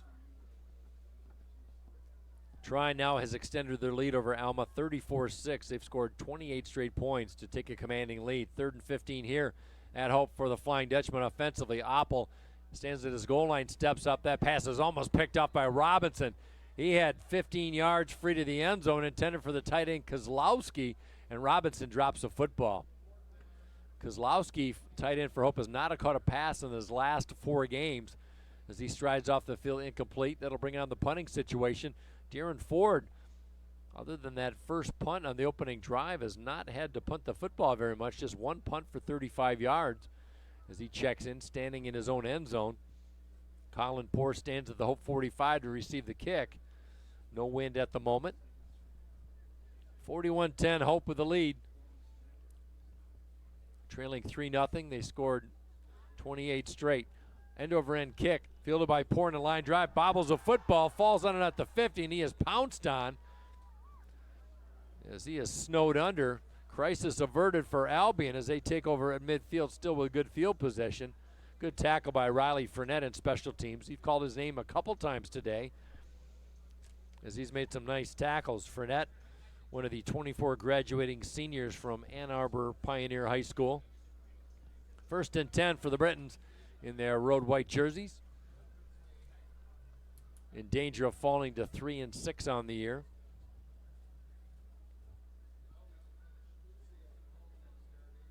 Here comes Kyle Thomas, the freshman quarterback for Albion. He was banged up in the earlier drive, a little bit of a limp coming off the field after they scored their last touchdown, but he's back on the field on 1st and 10. Feigning blitz is Hope, 3 on the line defensively. Quick step, pass in the flat, complete to Poor at the 45, hit and pushed out by Beckhusen. And we've seen that play several times, a little pass in the flat near side, and they use the other receivers to set up a screen block. And Poor, a lot of receptions without numbers, hard to say, maybe 5 or 6 grabs today, but not much yardage. 2nd and 5, that's what they get, 3, 4, 5 yards on plays like this. From the 45, blitz is on for Hope, pass once again to Poor, trying to get a block by Canfield. Little 360 spin move as he dances around, dropped at the 42. It's going to bring up 3rd down and short yardage. Tate Babb with a stop. Mason Rosado in from the secondary as well. Boy, Babb, he's a good one from Caledonia. Just a sophomore. How many defensive ends have we had the last few years from Caledonia on this Hope defense? 3rd down and 2. They've got to get to the Hope 40 from the 42. Clock at 13-12. Long snap. Thomas gives to Zarnecki. He is hit. He has stood up, and he's not going to get it. Zarnecki had to get to the 40. He had a little bit of a surge, but then the hole closed quickly as the junior from Trenton, Michigan. It's going to create a 4th and 1. No choice but for the Britons, down by 31 to go for it. Pat Zarnecki's older brother played and was a very good running back with Albion a few years ago. And the Zarnecki name continues at Albion as he lines up off the right hip of Thomas on 4th down. Hope showing 3 on the line defensively. Bunch formation right side on the receivers as Thomas tries to follow the block and check that. He handed off to Zarnecki and enough for a 1st down. Kind of pushed his running back into the 1st down. They're going to mark the football right at the 40, half the length of a football field, good for a 1st down. Albion wasting no time on 1st down. They're going to go at far side. Nice spin pass at the 18, broken up. And how about that? Kyle Crum, the junior from Okemos, breaks up that pass. We've seen a lot of playing time by Crum the last 3-4 games. Would not be surprised if he makes his way into the starting lineup next year as he lines up individually on Marlon Martin, who has been a non-factor in this game. Martin just 11 catches coming in, one of the starting receivers. 2nd down and 10. Zarnecki off left tackle, moves it back to the inside, and he is hit up high and brought down, and Zarnecki loses his helmet. That is Colton Clute, the freshman safety from Allendale, converted quarterback. He put a lick on Zarnecki, and Zarnecki's all right. Boy, Colton Clute as a quarterback knows how it's like to get hit like that, and now he returns a favor. He could start next year as well. That was outstanding. Pickup of 2. It'll bring up 3rd and 8. Albion's going to call a timeout. Let's step aside ourselves. Let's take a quick 30-second. 41-10, Hope College rolling Albion with 12 minutes remaining in this ballgame. We'll be right back on the Lakeshores 92.7, The Van.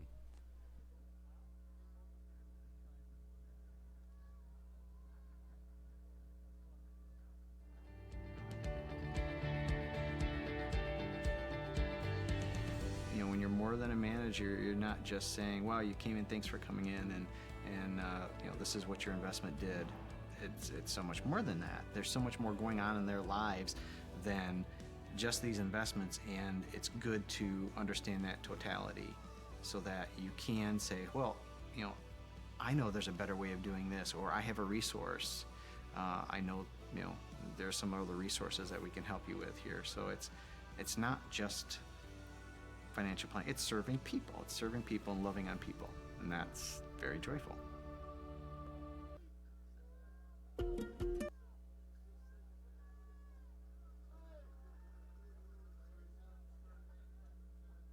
finished in the MIAA for the second straight year. 3rd down and 8 for the Britons. From the shotgun, Thomas drops back. That pass on the far side, complete to Poor, and he is wrapped up by the senior from Brighton, Jake Pardonnet. Nowhere to go. A pass in stride, but Pardonnet with a nice tackle brings up 4th and 6 on the 2-yard pickup. And Albion, no doubt, will go for it on 4th down, trailing big, 41-10. Clock winding at 11:36. They line up Blanzy and Canfield, 2 tight ends on the near side, with Poor sandwiched between them on 4th down. Freeman, the lone running back. Thomas, straight drop back, pass over the middle, in and out of the hands, the backhanded attempt by Blanzy. I think he felt the footsteps of Colton Clute on that one and short arm that one as it falls incomplete. And turnover on downs. Flying Dutchman take over 1st and 10. We'll have our post-game show presented by Crown Motors. We'll have the scoring recap and any stats that we have. We've had trouble with our stat computer system all day long, but we'll go over all the scores in the MIAA and around state of Michigan, Big Ten, Nation top 25, and D3 top 25. We'll set up next week's broadcast here on 92.7 The Van. 1st and 10 for Masonopoly. He's got Chris Kelly, the H-back, off to his right. Straight handoff up the middle by Brandon Campbell, and he is 180 to round at the 35 as Hope College scrimmages from the 35, maybe to the 36. 1-yard pickup by Campbell. For the most part, he has been subdued by this Albion defense, quite surprisingly. Campbell with 136 on the ground last week on 19 carries. Over the 1,000-yard mark on the season for the 2nd straight year. 2nd and 9 on the ground, keeping it as Hope. This time Chris Lee off right tackle, able to spin away from tackle attempt by Wickens, the linebacker, and he picks up 4. It'll bring up 3rd down and a long 5. Chris Lee's had several handoffs today. He's really shared the load with Brandon Campbell in this one. Chris Kelly checks out. Logan Shadiah checks in. Now we've got the all Lake Orion H-back and Shadiah and Chris Lee, the Lake Orion grad, on 3rd down. Mason Oppel looks to pass left. He throws left, goes deep to Christian Boss, up for grabs, and that one was a nice defensive play, broken up by Sauter, the free safety. That one was kind of lobbed in the air. It was a free-for-all. That'll bring up 4th down in the incomplete pass, and Hope College will punt this football away. 3 and out. Good stop by Albion, but it might be a little bit too much too late.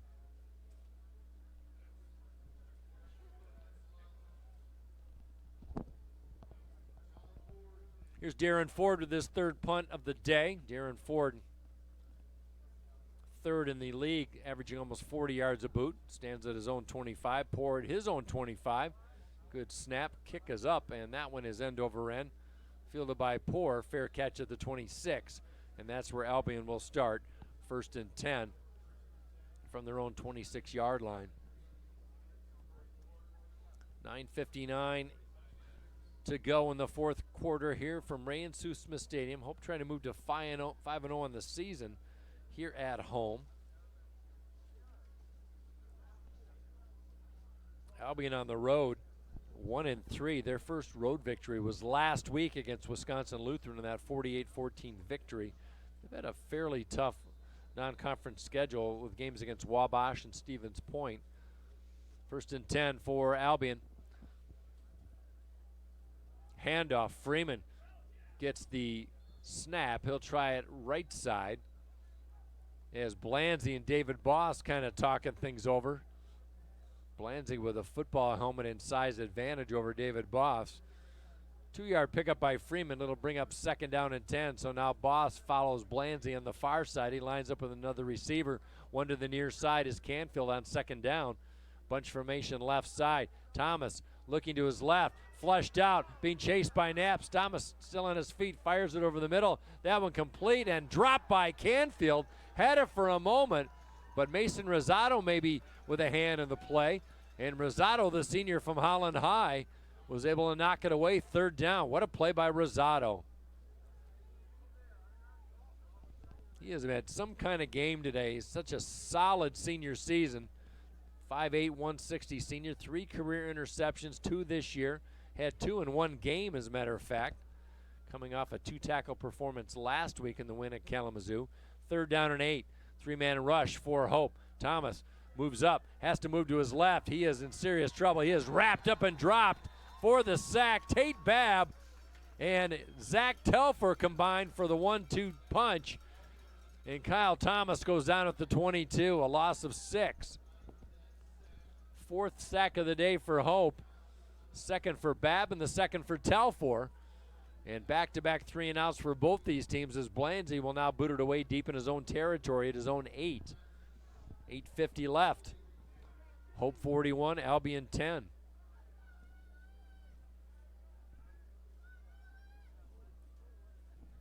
Here's the punt by Blanzy. A good punt, high, booming kick. Van Vliet fields it at his own 37. Moves to the far side, gets a nice block to the 40, 45, and is knocked out of bounds. 11, 12-yard pickup. Good return by Alex Van Vliet, playing in his last game here at Ray and Sue Smith Stadium, the senior from Montague. 1st and 10 for the Flying Dutchman. They lead 41-10. They were down 3-0, took a 28-3 lead, extended it to 34-3 before Albion was able to punch in their first touchdown. And now we still have the first team in offensively for the Flying Dutchman.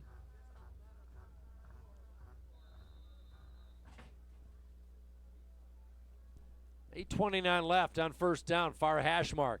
Here comes Chris Lee, hit, dragging a defender, and just kind of grabbed by the right ankle and trying to propel himself forward with his left foot. And he is dropped after picking up 4. 2nd down and 6. Lee's had himself a ball game today. He's just running hard all day long. 2nd down and 4 inside Albion territory at the 48. Well, looking at this series, Hope College with 41 points on the board. They have not scored this many points since 2007 when they took a 42-35 victory over Albion at Sprinkle Sprandel. Faking the handoff to Lee. Oppel keeps it up the middle, hit powered forward. He might have the 1st down. He was hit from behind. We've seen that several times today, some hits that have actually propelled the running back in for a 1st down. Donovan Slates, the freshman linebacker from Adrian, in with a stop, and now before Oppel moves the chains all the way down to the 42. Clock at 7:34. 3 timeouts for Hope, 2 for Albion. Trying to put some icing on the cake right now, as Hope now has picked up 24 first downs. They have 310 yards on the ground in this game. 1st and 10. Here comes Lee. Changes direction. 35, 30, 25. Racing for the end zone. Knocked out at the 12-yard line. Running hard as Chris Lee picks up big yardage, as he rambles down and checks out after picking up 20 plus. 26 to be exact. And Chris Lee over the century mark. Unofficially 129. Mason Oppel with 124 yards in this game, and Brandon Campbell with 74. We could have 3 100-yard rushers in the game. We haven't seen that since the Concordia game last year. Concordia of Illinois on 1st and 10. And Campbell gets the call as he lowers the head at the 10 all the way down to the 8-yard line, running hard on his 15th carry of the day.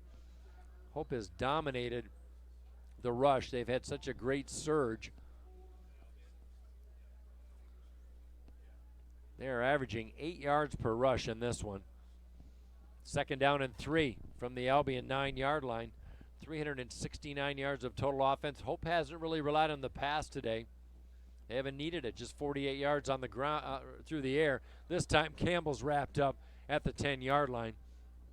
Good two-handed tackle by one of the secondary men. That's Drew Schaefer. So Campbell checks out. Check that Hunter Shaw in on the stop. It'll bring up 3rd and 3. Hope leads 41-10. Trying to move to 7-2 here in 2017. Hope at 1-3 last year before they ran the table, won their last 6 to finish at 7-3. An 8-2 mark, if they can win today and next week, would give them their best finish since 2000 when they went 8-2. 3rd down. Oppo with the pitch to Chris Lee, trying to get his 4th touchdown of the day. Knocked down at the 5-yard line. Should be enough for the 1st down. He had to get to the 5.5. And they're going to move the chains, 1st and goal. How about that? Good play on 3rd down. Hope so solid on 3rd down conversions today. 7 of 8. That has been their money today. 1st and goal at the 5.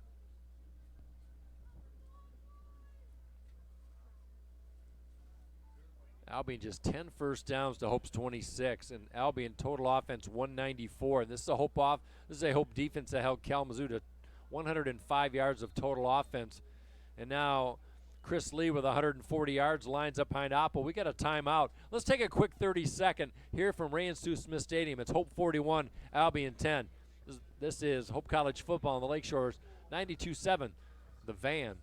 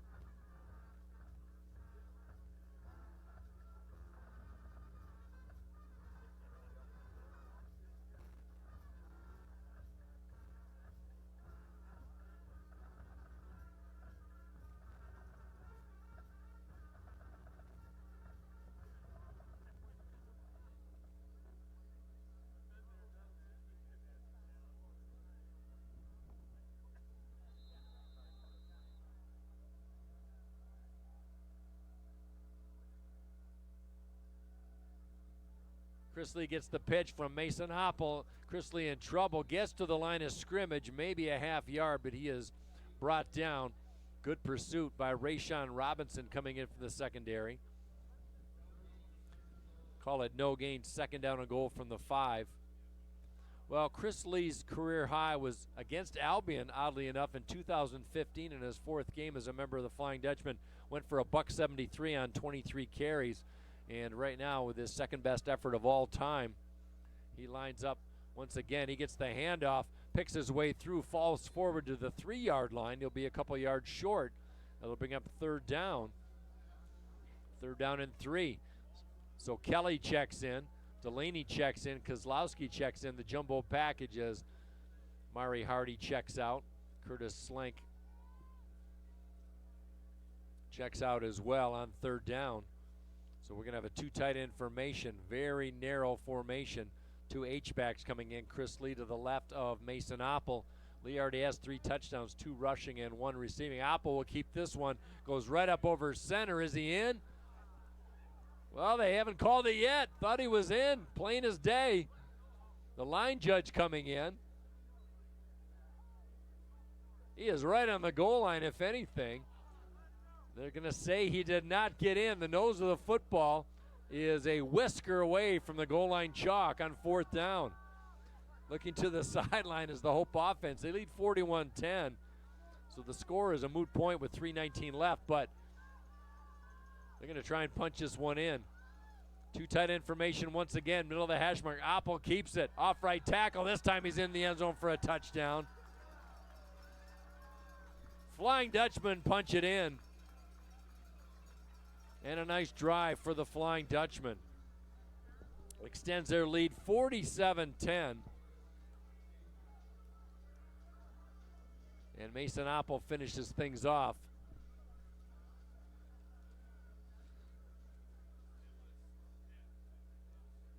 Well, Hope on the year now with 47 points. Their second best offensive showing as far as points per game after tacking on a season high 50 down in Kalamazoo. Extra point effort by Darren Ford. That one is good, right between the uprights. 48-10. And with 3:08 left, Hope College is going to move to 7-2 on the season. And Albion will fall to 3-6. More importantly, Hope College will secure second place in the MIAA here in 2017. Now Trine leading Alma 27-6. That game halfway through the third quarter. Hope College can finish in a tie for the MIAA championship. Trine would have to, if they win today, would have to lose next week at home versus Olivet. But that remains to be seen. But Hope College just taking care of their business. Second straight year they will finish in second in the MIAA. Second year under head coach Peter Sturzma.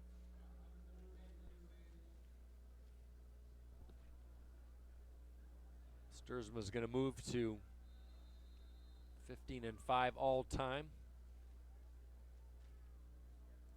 I check that, 16-5 all time with the win today.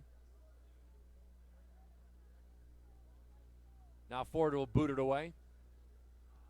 Good high kick, sidewinder, fielded at the 5-yard line, going straight up the middle, moving back to the inside, hit high, wrapped up and spun down at the 25. Decent return. Zarnecki on the return. It'll be 1st and 10 for the Albion offense. Good tackle once again by Riley Fournette, as Fournette goes off kind of checking his face after making the tackle. He's factored in well in special teams today, the senior from Ann Arbor. Now we're seeing plenty of new numbers for Hope College. We're trying to get those to you as fast as we can.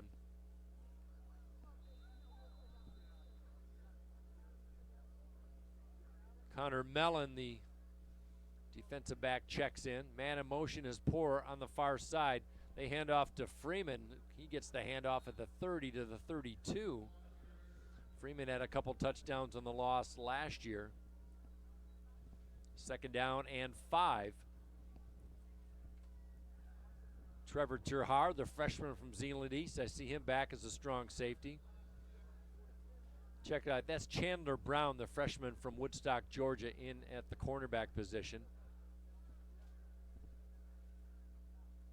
Connor Nemmers, the sophomore from Grand Rapids West Catholic, lines up as a linebacker on 2nd down. Here's Albion. Freeman once again. Off right tackle, cuts back to the inside. Great stop. Darrell Tolbert, the sophomore from Flint Flowers Catholic, wraps him up. With help from Kevin Hazen, the sophomore from Troy Athens. 1-yard pickup, it'll bring up 3rd down and 4 for Albion. Just over 2 minutes left here at Hope College, 48-10. Hope's going to move to 7-2 on this 2017 season. Now Thomas from the gun, showing blitz is the Hope linebacker. Back to pass, that one complete to Marlon Martin, his first catch of the day. Feeling the heat, linebacker John Ware came in, but Thomas able to thread the needle on the near side and move the chains for a 1st down. For Martin, grab number 12 on the year, the sophomore from Monroe High School. 1st and 10 from their own 45. Albion with just 10 points in this game. They're the lowest scoring output of the year. Thomas airs one out. That one is in and out of the hands of Martin as he juggled it, and it falls incomplete. He had the receiver on the near side in Martin. Coverage defensively by Bryce Norwood, the senior from Dearborn High School. And Bryce Norwood checks out. Colton Clute in the game as well, the freshman from Allendale, on 2nd down and 10. Guys who practice so hard get a chance to play. Pump fake. Thomas pump fakes on the throw. Lofts it near side. In stride. DePore at the 50. 45 of Hope College out of bounds. Forced out in front of his own bench. Stops the clock at 1:33. Well, Albion's lowest offensive output was in week 2 against Stevens Point. They lost 33-19. And right now, with 10 points in danger of their lowest score of any game here in 2017. He's got Poor to the right. And Canfield to the left, along with Koski firing over the middle and hit and making the catches. Poor in a little slant pattern. That was a great grab in traffic as Terhar and Clute put a shot on Colin Poor, and Poor gets up limping, but he's been a factor today in this what has been kind of a quiet offense, but he's done his part as he picks up the first down with the Hope 20. Hope would love to get a stop. A lot of backup players in for the orange and blue with $1:11 left. Give to the running back running straight up hard over center, and modest yardage by Jacob Clark, the freshman running back from Franklin, Michigan. For Colin Poor, 11 catches on the day for Colin Poor. That is a season high for him. Stack formation, receivers 3 to the left, 1 to the right, 2nd and 4, 46 seconds left, going into the inside the 5-yard line. Martin tried to make the catch. Norwood batted it away along with one of the other linebackers for Hope College, trying to get a number on him. That's check that, Chandler Brown, the cornerback, the freshman cornerback. Carlton J. Kell High School in Woodstock, Georgia. That's where my brother Kelly lives, so a little connection there. 40 seconds left, 3rd and 4. Thomas going end zone, far side, up for grabs, incomplete. Knocked down. Nice defensive play. Is that Mari Hardy wearing number 1? I have him at a wide receiver, so oh, check that. That's Alex Van Vliet, the defensive back, by a strong defensive play as he knocked it down. Van Vliet getting some action in the secondary, the senior from Montague. Nice play in the far corner, back of the end zone, far side. It'll be 4th and 4. Britons will go for it, trailing 48-10. Stick around with the Crown Motors postgame show. Thomas with the throw, pass incomplete. Martin went right, pass went left. Turnover on downs, and Hope College will be able to just take a knee and take this victory. Victory number 7 here in 2016. Handshakes all around on that Hope bench near side as the offense will come out for one final time. We'll have all the numbers for in the Crown Motors postgame show. As Hope College will take this victory 48-10. We'll also have in action on the updates all around the MIAA. Division I football, top 25 in the Big Ten, and Division III football, all during the postgame show. Here's Austin Harris, the sophomore from Granville Calvin Christian, with a handoff up the middle to Pellioni, the freshman from Walled Lake Western, or Warren de La Salle, excuse me. And Pellioni with a nice ramble as he goes for 9 yards.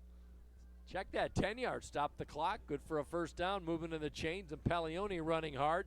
Not big a frame, but a strong, strong runner, 5'4", 178 from De La Salle. And as the clock winds down, Hope College does not have to get another snap away, as they will now greet Albion at the 50-yard line, as Hope College takes this game 48-10 in a strong, dominating effort. 98 points in the last 2 games as they take the victory as the teams shake hands. Let's call a timeout. We'll be back with a